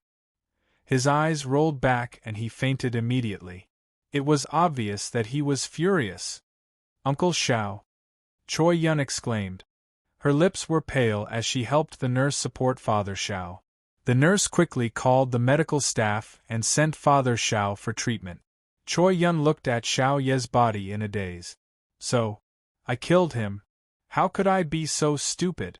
I killed him." Yang Qing hugged the woman's shoulders, feeling sorry for her. "Don't say silly things. Even if you hid it well, even if you didn't help him, Lei Jingfu would still find you and kill him." Choi Yun closed her eyes tightly. She couldn't bear to take another look. She clenched her fists and suddenly turned to Yang Qing. "Hubby, can you do me a favor?" Chapter 1162. Yang Qing roughly guessed what the woman wanted to do. "Speak." "I want to kill someone." Yang Qing grinned. "That doesn't sound like something a police officer should say. This time, you want to settle it privately?" Choi Yun's face was cold as she nodded. She didn't look like she was joking at all. "I've always thought since I was young. When dealing with bad people, we should bring them to justice. According to the judicial process, we should use the law to protect the justice of society. But now I realize that in this society, not everything can be regulated by the law. I didn't think so in the past because it didn't happen to me. I was still too naive." "It's not that you're naive, it's that the law and regulations aren't up to par. At least this time, they lost to money, lost to power, and lost to human desire." Choi Yun was silent for a while before saying, "Let's go to Lei Jingfu's house. I want to personally avenge Xiao Yi." Yang Qing naturally had no objections. As long as Lei Jingfu's death could make Choi Yun feel more at ease, Yang Qing wouldn't even frown if he killed his entire family. As Lei Jingfu's mansion was in Lushan town, Choi Yun had already investigated it. After the two of them left the hospital, they immediately rushed over. On the way, Choi Yun received a call from the police station.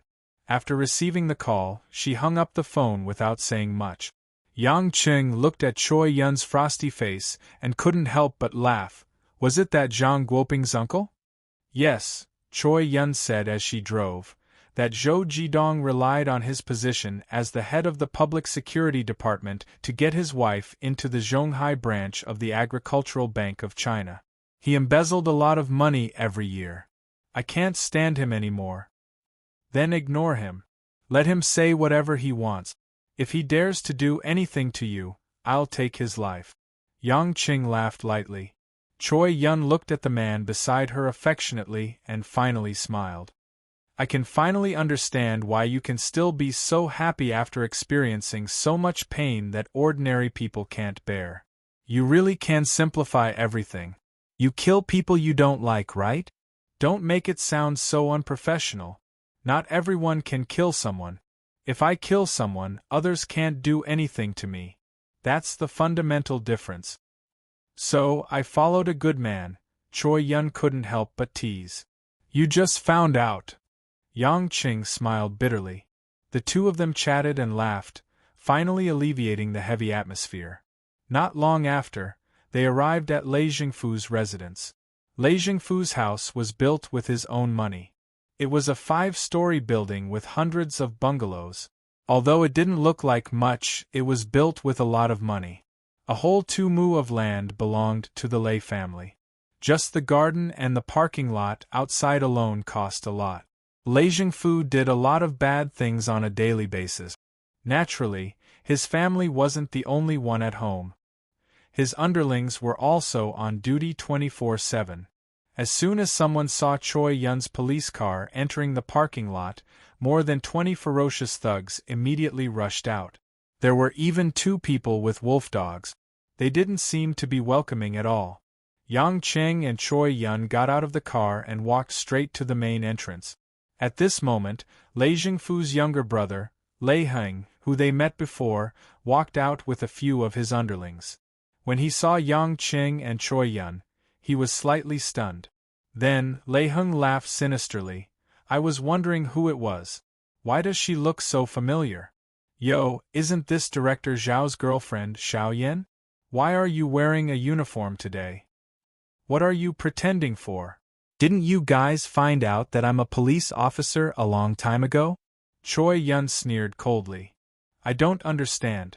Xiao Yan, you're a police officer. I only found out when I saw you in your uniform. What do you mean by finding out? Cut the crap. Where's Lei Jingfu? Choi Yun questioned. Lei Heng crossed his arms in front of his chest and said proudly, Officer, you need a search warrant if you want to break into a private house. It's none of your business where my brother is. Seeing that Choi Yun was about to get angry, Yang Qing hurriedly stopped the woman and said helplessly, I say, Yonyan, you still don't understand. How long are you going to talk nonsense with them? Then what should I do? I want to kill that Lei Jingfu. Choi Yun was puzzled. If Lei Jingfu wants to kill him, there's no need to keep the people around him. Yang Qing laughed. Just as Choi Yun was about to say something, Yang Qing had already moved. In a flash, Yang Qing's figure had already arrived in front of Lei Heng. Before Lei Heng could react, his neck had already been grabbed by Yang Qing like a steel clamp. Just like that, Lei Heng's burly body was lifted up by Yang Qing. With a slight force from his neck, he stopped breathing. Without saying a word, Yang Qing threw Lei Heng's body directly towards the steps behind the main door. He was thrown high up into the air and landed in an arc of 20 to 30 meters. The other thugs stared blankly. They couldn't believe that in the blink of an eye, their master Lei was dead. Yang Qing beckoned to Choi Yun, who was behind him, and signaled for Choi Yun to follow him. The group of thugs didn't dare to move forward. In the face of Yang Qing's unpredictable killing methods, it was already a miracle that they didn't wet their pants. Yang Qing wasn't interested in killing these thugs. He brought Choi Yun through the door, through a long garden path, and arrived at the main door of the large building. Lei Jingfu was indeed at home. Seeing his brother thrown to the main door, he couldn't stay calm and rushed out with his men. However, the other person who came out with Lei Jingfu made Yang Qing let out a soft eh. Beside Lei Jingfu was a man with a panicked face. It was Wang Un from the Wang family that he met at kindergarten. Yang Qing thought this guy had already returned to Shangxi. He didn't expect to see him here. When Wang Un saw Yang Qing, his face turned even paler. He was so scared that he wanted to turn around and run away, but he didn't dare to be so brazen. His expression was full of horror. Ah hung! Lei Jingfu realized that his brother was already dead. His neck was crushed into a pile of broken bones. He immediately roared. Holding Lei Heng's body, Lei Jingfu said fiercely, You dared to kill my brother? What? Xiao Yi deserved to die, but your brother didn't? Yang Qing laughed mockingly. Lei Jingfu looked at Yang Qing with a dark expression. He asked for it. He refused a toast only to drink a forfeit. He teamed up with a police officer to lie to me. Humph, there's no need to talk nonsense with you. You dared to kill my brother. I'm not afraid of you even if we fall out. I'm going to kill you. What are you waiting for? Hurry up and attack. With Lei Jingfu's order, the 20 to 30 underlings in the courtyard finally gritted their teeth and rushed over. They thought that they would be able to kill this man and woman with numbers. Yang Qing didn't have any intention of making a move. He looked at Choi Yun beside him. It would be more suitable to leave these guys to Choi Yun. Choi Yun was just about to explode with anger. A group of hooligans rushed over and gave her a channel to vent her anger. She had already graduated from special training. Now that she had true energy at the peak of the Hotian stage, it was only a matter of minutes for Choi Yun to beat up this group of hooligans. In the crowd, she continuously punched and kicked. One by one, the men were beaten until they cried and fell to the ground. However, Choi Yun wasn't Yang Qing after all. She didn't kill any of the hooligans. At most, she only crippled a leg. Lei Jingfu saw that his underlings had all fallen. He finally realized that the situation wasn't good. He couldn't care less about his dead brother Lei Heng. He pulled Wang An beside him and wanted to run. But how could Yang Qing give them the chance? With a flash, he blocked the two of them. With a sweeping kick, the two men's legs were broken on the spot. Wang An cried out in pain and begged for mercy. But Yang Qing just stepped on his head. "You bastard! Didn't you say you were going back to Shangxi? Why are you here?" I have some business with Boss Lei. I have to go back to Shangxi. Young Master Yang, please spare me," Wang An cried. Yang Qing narrowed his eyes. He didn't believe him. He looked at Lei Jingfu and said, "Is what he said true?" Lei Jingfu was a little hesitant, but he still nodded. Yang Qing smiled evilly. "If you tell me the truth, I can promise to only kill him. I won't kill you." "Really?" Lei Jingfu was ecstatic. Wang An shouted from the side. "Old Lei! You can't do this! You can't do this to me!" Lei Jingfu couldn't care less. He hurriedly said, "I do have some business with Wang An. But this time he wanted me to help him kidnap a little girl. But it didn't work out." Yang Qing's eyes flashed with murderous intent. He sneered. "So it was like that. I was wondering which enemy would directly target my daughter. What? Does your Wang family want to use my daughter to threaten me? Or are you the only one who wants to do this?" Wang An was completely disheartened. He weakly said, "It's me. My family doesn't want me anymore. I want to fight one last time. Young Master Yang, I know I can't live. Please don't kill my son. I beg you." Yang Qing didn't let Wang An continue. He directly stepped on this guy's head. He dared to have crooked thoughts about his daughter. Yang Qing didn't even have the interest to listen to him. However, Yang Qing believed that Wang An must have done this because he was unwilling. The Wang family had already been suppressed by the Yang family and the Ning family. They wouldn't be so naive to think that they could revive by capturing a little girl. Lei Jingfu couldn't stop vomiting. The way Yang Qing killed people by stepping on their heads was extremely disgusting. The ground was covered with brain matter and blood. "Uncle, I can go now," Lei Jingfu begged. Yang Qing smiled brightly. He looked at Choi Yun, who was walking over coldly. "That won't do. I said that I won't kill you. That doesn't mean my woman won't kill you." You cheated." Lei Jingfu's face was completely ashen. He felt a sense of humiliation, resentment, and fear. He wanted to bite his tongue and commit suicide. The world suddenly spun. Chapter 1163. Unknowingly, 3 days had passed. It was the day of the election for the village chief of Dawang Village in Lushan Town at the end of the month.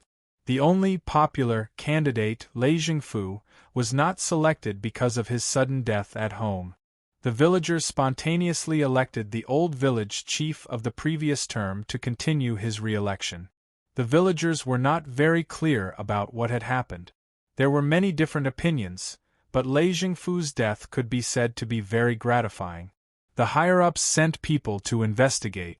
Lei Jingfu was suspected of illegally expanding the factory, polluting the environment, and engaging in illegal underworld activities. Although he had died suddenly, his property was confiscated. The suspects related to him were subject to judicial trial and then sentenced. The paper mill in Dawang village would be closed, and the government would allocate funds to treat the polluted area and resettle the factory employees for employment. The director of the Lushan town's police station, Zhang Guoping, was suspected of bribery and violent law enforcement, and was dealt with by both sides. In Zhonghai City, it was also because of the influence of Lei Jingfu and Zhang Guoping in this small town that it led to a series of thunderous disciplinary inspections. What shocked the Zhonghai Municipal Committee was that this scandal in Lushan town had even alarmed the premier Ning Guangyao in Yanjing. Ning Guangyao was about to be re-elected. It was a critical moment and he needed to gain a good reputation. It could be said that it was just the right time to punish the party's atmosphere. After flying to Zhonghai City overnight, Ning Guangyao removed the director of the Zhonghai Public Security Department, Zhou Jidong, as well as the director of the Environmental Protection Bureau, and more than 10 other officials who were suspected of abusing their power for personal gain with Lei Jingfu. It could be said that the senior officials in Zhonghai had changed a lot, but because Lei Jingfu's matter was difficult to cover up, no one dared to speak up for anyone at this time. For a time, the entire Huaxia political circle was in a state of panic. The officials were more and more in awe of Ning Guangyao, and the comments on the internet were more focused on the youngest premier Huaxia. In this series of changes, the director of the Zhonghai Western District Police Station, Choi Yun, took the initiative to resign, which was considered a small matter. In addition to the different opinions within the police station, the outside world was more concerned about who the new director would be. Shijiao Villas, Yang Cheng's home. Although it was not the weekend, Guoshuahua called Xiao Qiqing and Qiangwei, who were free, to come over when Lin Ruoshi was at work. The other woman who came over was Choi Yun, who had just resigned from her position as the bureau chief. After taking off her police uniform, Choi Yun's attire was still rather neutral. Her neat ear-length hair was paired with a black knitted sweater and tight-fitting jeans. She looked energetic even in winter. At the mahjong table, Choi Yun was obviously more careless than Anshin. She was relying on luck to play the cards, and she kept sending cards to Guoshuahua unconsciously. This made Guoshuahua smile from ear to ear. She could finally win a few rounds as confidently as before. While playing cards, the women also chatted casually. In fact, they often met each other in gatherings. In addition, all the women cultivated and practiced the same cultivation technique. It was inevitable that they would treat each other as a family, so they were very familiar with each other. Sister Yonyan, are you really not going to be a police officer in the future? I heard from my husband that you are proud of being a police officer. Xiao Qiqing asked curiously. Choi Yun was bored to death as she stretched. That was in the past. Now I feel bored. Besides, I killed Lei Jingfu. From a legal point of view, I have broken the law. How can a woman who breaks the law become a police officer? Not really, it's just killing a scum. Qiangwei laughed. No more. My heart is tired and my hands and feet are tied. It's not interesting at all. I've decided to go back to Beijing in a few days to accompany my parents. At the same time, I'll ask my sister how to cultivate faster. As she spoke, Choi Yun smiled and moved in front of Qiangwei. Sister Qiangwei, you're amazing. My sister has been practicing internal energy since she was young, but she hasn't reached the God realm yet. You're much more advanced. Tell me what you've learned. Qiangwei said helplessly, I would have said it long ago if I could. I'm getting more and more aware of why my husband said that when it comes to cultivation, it's useless if you don't. I really don't know what to say. It's wrong no matter what I say. Besides, I feel that everyone's Tao is different. Only your own is useful. Choi Yun pouted, forget it. Why are you being so mysterious? I'll go back to Beijing and ask my sister. Look at how stubborn you are. If Chiangwei could say it, why wouldn't she? Yang Qing doesn't even know what to say. What do you want Chiangwei to say? Guo Shuihua scolded with a smile. Choi Yun giggled. Mom, I'm just joking. Sigh. No. Why are you messing around again? Guo Shuihua just happened to spread out the tiles and nodded happily. Who asked you three to play mahjong? Why don't you take a look at your granny's mahjong skills? Looking at Guo Shuihua's proud look, the three girls couldn't help but laugh. In the evening, Minwan brought Lanlan home, and the family suddenly became especially happy. Lin Ruoshi also followed them home not long after. Knowing that Guo Shuihua actually took the opportunity to call a few girls to play mahjong on a working day, Lin Ruoshi's eyes showed a hint of hidden bitterness. However, seeing that Choi Yun was also there, Lin Ruoshi found a chance to talk to her best friend who grew up with her. 2 days ago, when she learned about some things between Choi Yun and Xiao Yi, she was also quite worried that Choi Yun would be hurt. However, Choi Yun was also open-minded. She had already covered up her sadness and accepted reality cheerfully. Mother Wang had already prepared a sumptuous meal and asked the women to eat at home. After all, her biological daughter, Xiao Qiqing, was also there. Mother Wang's selfishness was not concealed at all. Similarly, Mo Qianni, her mother, and Anshin were also called over. Everyone lived in the same area, so it was easy to take care of each other. Fortunately, the area of the mansions in the western suburbs was relatively large. Even if there were more than a dozen people in the house, it wouldn't feel crowded at all. When it was about to eat, Lin Ruoshi couldn't help but ask, "Where is Yang Qing? He hasn't gone home yet?" Guo Shuihua smiled and said, "You're really good at holding back until now. Yang Qing is very nervous today. He went to Jingjing's house to help her in-laws move." Only then did Lin Ruoshi suddenly remember. She nodded silently and didn't say anything more.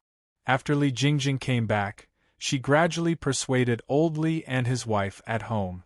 Old Li and his wife finally put down the shackles in their hearts and were willing to accept the strange relationship between their daughter and Yang Qing. In fact, the couple couldn't object anymore. Their daughter had already given everything to him, and Yang Qing suddenly became so rich and powerful. It would be too self-deceiving if they insisted on having a status for their daughter. After Li Jingjing told Yang Qing about it, Yang Qing was so excited that he jumped directly from the second floor and jumped back to the second floor. Old Li was the first friend Yang Qing got to know after he returned to the country. To Yang Qing, Old Li had a great influence. It was precisely Old Li's way of looking at Yang Qing as an ordinary person that gave Yang Qing great comfort in his loneliest moments, and gave him a new hope for life. Because of Li Jingjing, Yang Qing couldn't see Old Li as usual, and he had always been regretful. This time, Old Li and his wife finally agreed. Yang Qing was of course overjoyed. He immediately went to Old Li's house the next day and drank with the couple until late at night. Finally, the ice and snow melted. Yang Qing naturally struck while the iron was hot. Seeing that Old Li's house was still the original house in the old residential area, he quickly decided to help the family find a newly built apartment building closer to the education bureau. On one hand, it was convenient for Old Li and his wife to go to the hospital for regular physical examinations. On the other hand, it was convenient for Li Jingjing to take care of her parents.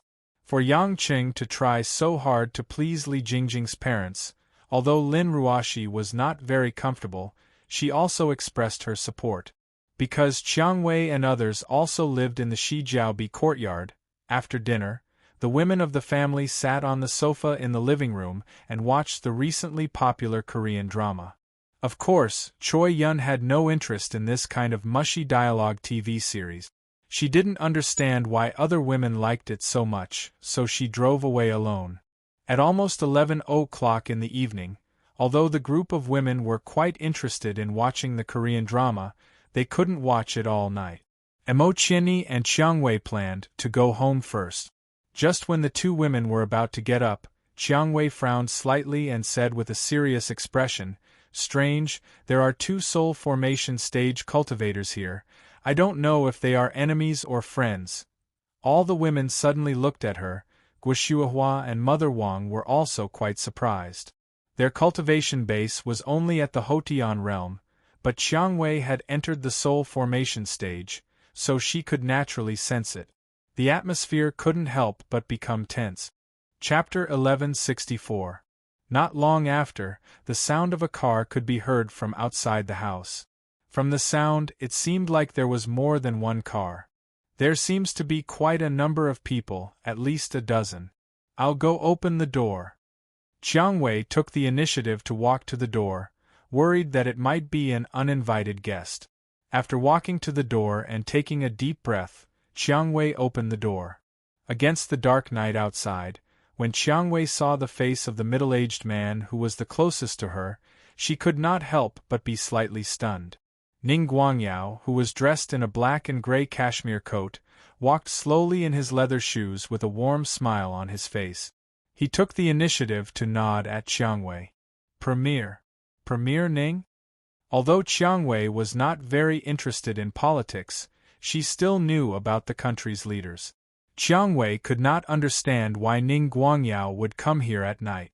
Behind Ning Guangyao, there were two men dressed in thin and simple long robes, which caught Chiang Wei's attention. These two were naturally Ning Xin and Ning De, who were in charge of protecting Ning Guangyao. Although Ning Guangyao still had to curry favor with them in private, he still had to follow Ning Guangyao's lead when he was out. While Chiang Wei was paying attention to the two of them, Ning Xin and Ning De were also looking at Chiang Wei in surprise. They were both around 100 years old and were considered average in their families. That was why they were only in the soul formation middle stage at this age. However, they were born and raised in the illusion realm and cultivated since young. If they were in the mortal world, they would be considered talented. The Chiang Wei in front of them was clearly only in her 20s, but her cultivation level had already reached the soul formation stage. Furthermore, they vaguely felt that she was not inferior to them, which made them very curious. Actually, even Chiang Wei herself was not very clear about this. Although the nameless technique that the women practiced was Yang Chen's own adaptation of the endless resolve restoration scripture based on the strengths of hundreds of schools of thought. However, as a cultivator like Yang Qing, who had directly entered the foundation of the Tao and had transformed himself into the heaven and earth, the cultivation technique he created had already conformed to the supreme truth of the heaven and earth. Before reaching the soul formation stage, women might not be able to tell the difference between this cultivation technique and other cultivation technique. However, the higher the cultivation realm, the more beneficial the nameless cultivation technique would be, and the more powerful it would be, the more beneficial it would be compared to the other cultivation techniques of the major families in the illusion realm. This was also why Yen Feiyu had coveted Chiang Wei's cultivation technique. She had also vaguely sensed that Chiang Wei's cultivation technique was extraordinary. In short, although the nameless divine art was not as good as the endless resolve restoration scripture, which was destined to reach the 9 heavenly thunder tribulation, it was still outstanding. "Miss, may I ask if this is the home of the CEO of Yulei International, Lin Ruoshi?" "Oh yes, Premier Ning." Chiang Wei was a little nervous. After responding, she moved aside. The women in the hall also saw the person who came. Emo Chienni and the others' expressions froze. Lin Ruoshi's pretty face was pale. She could not hide the panic in her beautiful eyes. Her delicate body was trembling, and she could not calm down. On the other hand, Guoshuahua was surprised and worried. Now that the relationship between the Yang family and the Ning family was very subtle, she had to be more cautious. "Premier Ning, why are you here?" Ning Guangyao took a deep look at Lin Ruoshi and smiled gently. Xuehua, you're here too. We haven't seen each other for a long time. You don't have to be so polite. We've been friends for so many years. I came to visit Ruashi tonight since I'm free in Zhonghai. Visit Ruashi? Ning Guangyao actually pointed it out so bluntly? Guoshuhua heard this and looked at her daughter-in-law, who was biting her lips and not saying a word.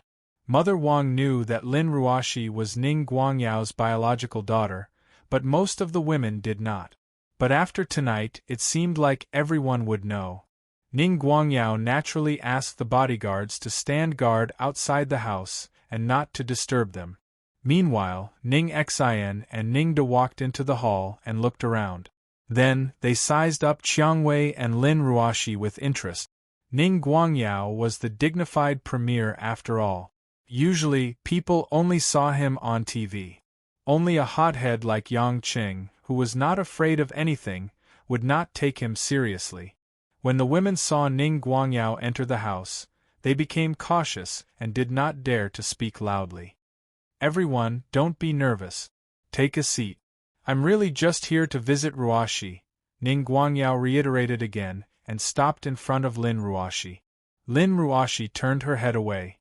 The scene of Ning Guangyao clenching his teeth and refusing to admit her in Beijing appeared in her mind. Her heart felt like salt had been sprinkled on a knife's edge. She clenched her fists so tightly that her nails were about to cut into her palms. Seeing that Lin Ruashi had no intention to speak, Ning Guangyao did not seem to find it strange. He continued with a smile, Ruashi, I came here with sincerity. Can we talk in private? Lin Ruashi took a shaky breath and felt stuffy in her chest. I have nothing to say. I do. Ning Guangyao was very sincere. His attitude made the surrounding girls feel that it was inconceivable. Why did it seem like Ning Guangyao was begging Lin Ruashi for a chance to talk alone? Lin Ruashi raised her head slightly and looked at Ning Guangyao's expression that was filled with desire. In the end, her heart still softened. Let's go to the side hall, Lin Ruashi said as she turned around and walked towards the side hall. Ning Guangyao followed closely behind with a face full of joy. The girls didn't follow, but they all looked at Guoshuahua in confusion. Mom, what's going on? Is Premier Ning related to Big Sister Ruashi? Anshin couldn't help but ask. Guoshuahua sighed and didn't hide anything. She simply explained what happened that year. What? Ruashi is Premier Ning's biological daughter? Qiangwei cried out involuntarily. It's like a dream. Xiao Qiqing also muttered. You guys are on the same side, so I'll have to tell you guys sooner or later. But don't mention this in front of Ruashi. She won't like it, Guoshuahua warned. The girls nodded in agreement. They actually pitied Lin Ruashi's experience. Even Emo Qianni, who knew Lin Ruashi the best, couldn't imagine that Lin Ruashi's life had been so rough. At the same time, in the side hall, Lin Ruashi looked out the window at the night sky with her back facing Ning Guangyao. Premier Ning, if you have something to say, then say it quickly. It's very late. Lin Ruashi's tone was cold to the point of freezing. Ning Guangyao didn't mind. He continued to speak with deep affection and repentance. Child, I know that in your heart, you have always had a lot of resentment towards me. I'm ashamed to say that I'm here today. Actually, after struggling bitterly for the past few days, I've decided to apologize to you and your dead mother. Apologize? Humph. When Lin Ruashi heard this, she couldn't help but sneer. Premier Ning, don't joke around. I'm just the daughter of an ordinary businessman, a businessman with no status. How can I bear Premier Ning's apology? Ning Guangyao sighed regretfully. I admit that I have been blinded by greed. For the sake of my own reputation, I have done things that are worse than pigs and dogs. I admit it all. But, Ruashi, you are a smart girl. You are the same as your mother, a woman with great wisdom. You can definitely understand that a man like me, with my social status and influence, what I have to consider, what I have to bear. Too much. All these years, I've withstood the pressure from all sides. It can be said that I've been worried day and night. unable to eat or sleep in peace. I have no choice. If I were purely alone, how could I bear not to acknowledge my own flesh and blood like you? What I have to face next is more than 1,000 members of the Ning family. They are my colleagues who have supported me for so many years, my aides who follow me. If I drag them down because of my personal problems, wouldn't it disappoint them? Considering the big picture, I think that I've done nothing wrong. Even so, for so many years, I've been quietly watching over you and protecting you. Occasionally, I've overlooked something, but in the end, I've watched you overcome all the obstacles and get to where you are today. I'm happy from the bottom of my heart. I'm not asking for credit. Although I didn't stand up to acknowledge you, I still did my best to protect you in the business world. I've done a lot of things in secret, just like Lin Jigua. I don't expect you to be grateful to me for what I've done. But I really hope that you can think about it carefully. Stand in my point of view and see how things really are. Then, give me a chance to make up for my mistakes. Try to forgive this once stupid and now thick-skinned father of yours. Okay? Chapter 1165. After Ning Guangyao said these words, his eyes were already slightly red, a bit of luster, full of remorse. Lin Ruoshi turned her back to him, trying to restrain her emotions. After a long silence, she let out a light breath and said indifferently, "No need. I don't hate you anymore, so I can't say I've forgiven you. I'm living a good life now. Compared to the past, I can do what I like to do. I have family, a lover, and my own children. I'm already satisfied. If Premier Ning really wants me to live a good life, please don't come looking for me in the future. I don't want to have anything to do with you anymore." Ning Guangyao's face showed a trace of astonishment, but it was quickly filled with sorrow. "Ruoshi, do you really not even have the thought of looking at me, your father? Is there really no way for me to save you? You are my flesh and blood. If you don't believe in my sincerity as a father, I promise you, no matter what you want, I will give it to you. I'm not young anymore, and I don't have many years to live soberly. I just want to make up for my lack of a father as much as possible. If you're willing, even if you want me to give you the position of the Ning family's head, I will not complain." Hearing that Ning Guangyao even wanted to give up the position of the head of the family, Lin Ruoshi finally couldn't help but be moved. Turning around, looking at the excited and sincere Ning Guangyao, Lin Ruoshi couldn't help but slightly open her thin lip. The position of the head of the Ning family? Such a man who valued power and status so much, who had spent half of his life for these men, actually said that he wanted to give the position of the head of the family to her? Lin Ruoshi knew that she wouldn't want those things, but the meaning contained in it made her heart soften. After a deep sigh, Lin Ruoshi said, "I don't need those things, you can leave them to your son. My surname is Lin, not Ning." "No," Ning Guangyao said resolutely, "your surname should be Ning. You are Ning Ruoshi, not Lin. Ruoshi, my daughter, can't you recognize me, recognize this family? I am very clear that you are much more outstanding than Guodong. If you are willing, I can really give the position of patriarch to you. I will make you the patriarch of the most powerful family in Huaxia." Such an emotional outpouring made Lin Ruoshi feel a little breathless. She would never have thought that Ning Guangyao would have such an attitude when he came in the middle of the night. How could he say something so sensational? Lin Ruoshi shook her head and wiped the tears from the corners of her eyes. "I don't know. Don't say any more. I'm very tired, you should go." Seeing Lin Ruoshi's pained expression, Ning Guangyao's eyes flashed with a hint of joy, but he nodded his head solemnly. "All right, Dad won't force you. Take good care of yourself, I'll come again next time. Dad." Ning Guangyao's self-address made Lin Ruoshi's delicate body tremble slightly. How long had it been since she last said such a form of address and such a profound meaning? Ning Guangyao looked at Lin Ruoshi standing there in a daze without saying a word. He slowly turned around and walked out. But after a few steps, Ning Guangyao seemed to have thought of something. He turned around and smiled amiably. "It's late now. That child named Lanlan must have gone to bed first. I already knew that you and Yang Cheng adopted a girl. Speaking of which, she is also my first granddaughter. I will definitely bring her some gifts next time I come back. After saying that, Ning Guangyao looked at Lin Ruoxi a few more times with slight reluctance before walking out slowly.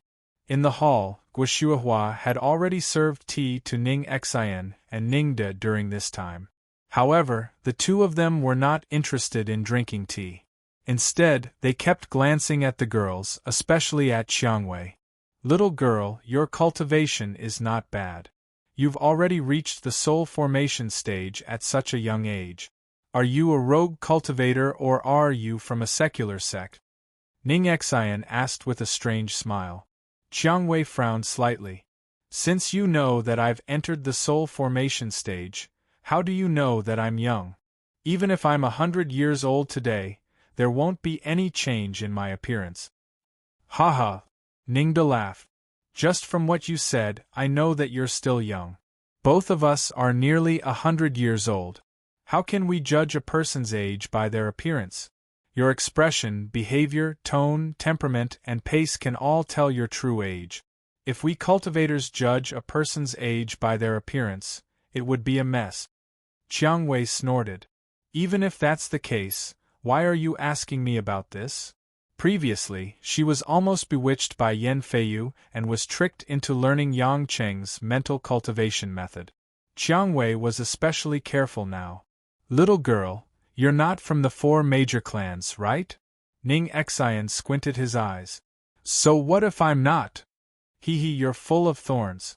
Ning Xian laughed. If you're not from the 4 major clans, then you should say goodbye to your family and friends in the secular world.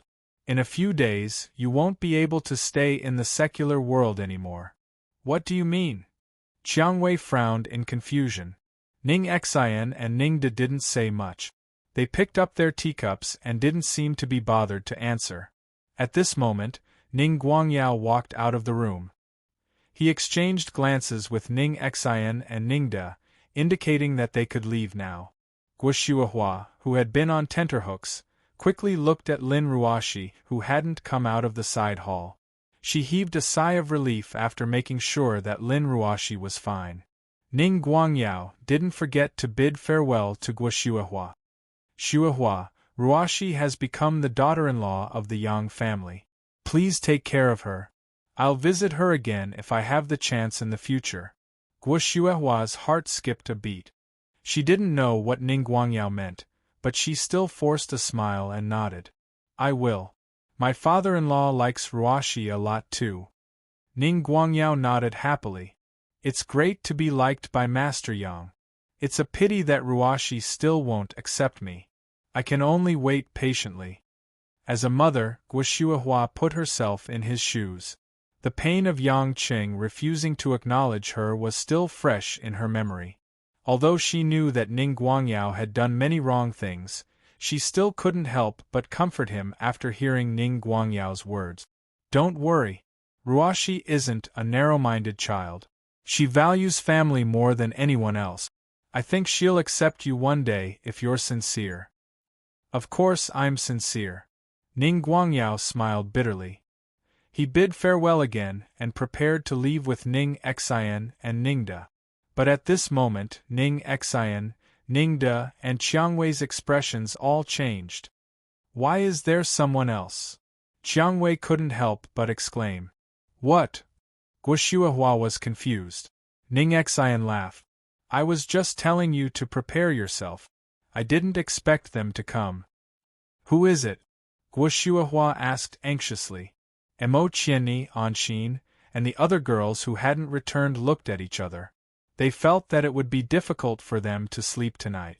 While they were talking, Ning Guangyao's bodyguards who were guarding outside let out a roar. Who is it? Stop! But immediately after, a few screams were heard. The bodyguards had obviously been taken down by someone. The door was pushed open, and an unfamiliar figure walked into the room in a dignified manner. He wore a gray and white striped Taoist robe with a scarlet ribbon tied around his waist. His face was handsome, and his chin was full of stubble. There were a few strands of gray hair tied into a Taoist bun. This tall man, who looked to be in his 40s, walked into the room impatiently with a long sword with a silver-gray handle on his back. Looking at everyone in the room, the Taoist paused on Ning Xin and Ningda. He was a little surprised and then looked at Xiangwei with admiration. I was wondering who it was. Did Hongming send you, Absolute Sword Taoist, as the messenger this time? Tianyin monk just died and now they send a Taoist. It seems that Hongmeng is going to try changing messengers. Haha, Ningda teased. Absolute Sword Taoist? Hongmeng's messenger? Other than Xiao Qiqing, the other girls already knew a lot about the illusion and immediately knew who the person was. Xiao Qiqing didn't react at first, but when she saw the Absolute Sword Taoist, her pretty face immediately turned pale. After many thoughts flashed through her eyes, she silently pushed Mother Wang, who was next to her. Qing what's wrong? What is this person doing here? Mother Wang was frightened. Xiao Qiqing signaled Mother Wang to speak softly and whispered in Mother Wang's ear, "Mom, there's no time to explain. Go back to the kitchen and call your husband. Ask him to come home immediately."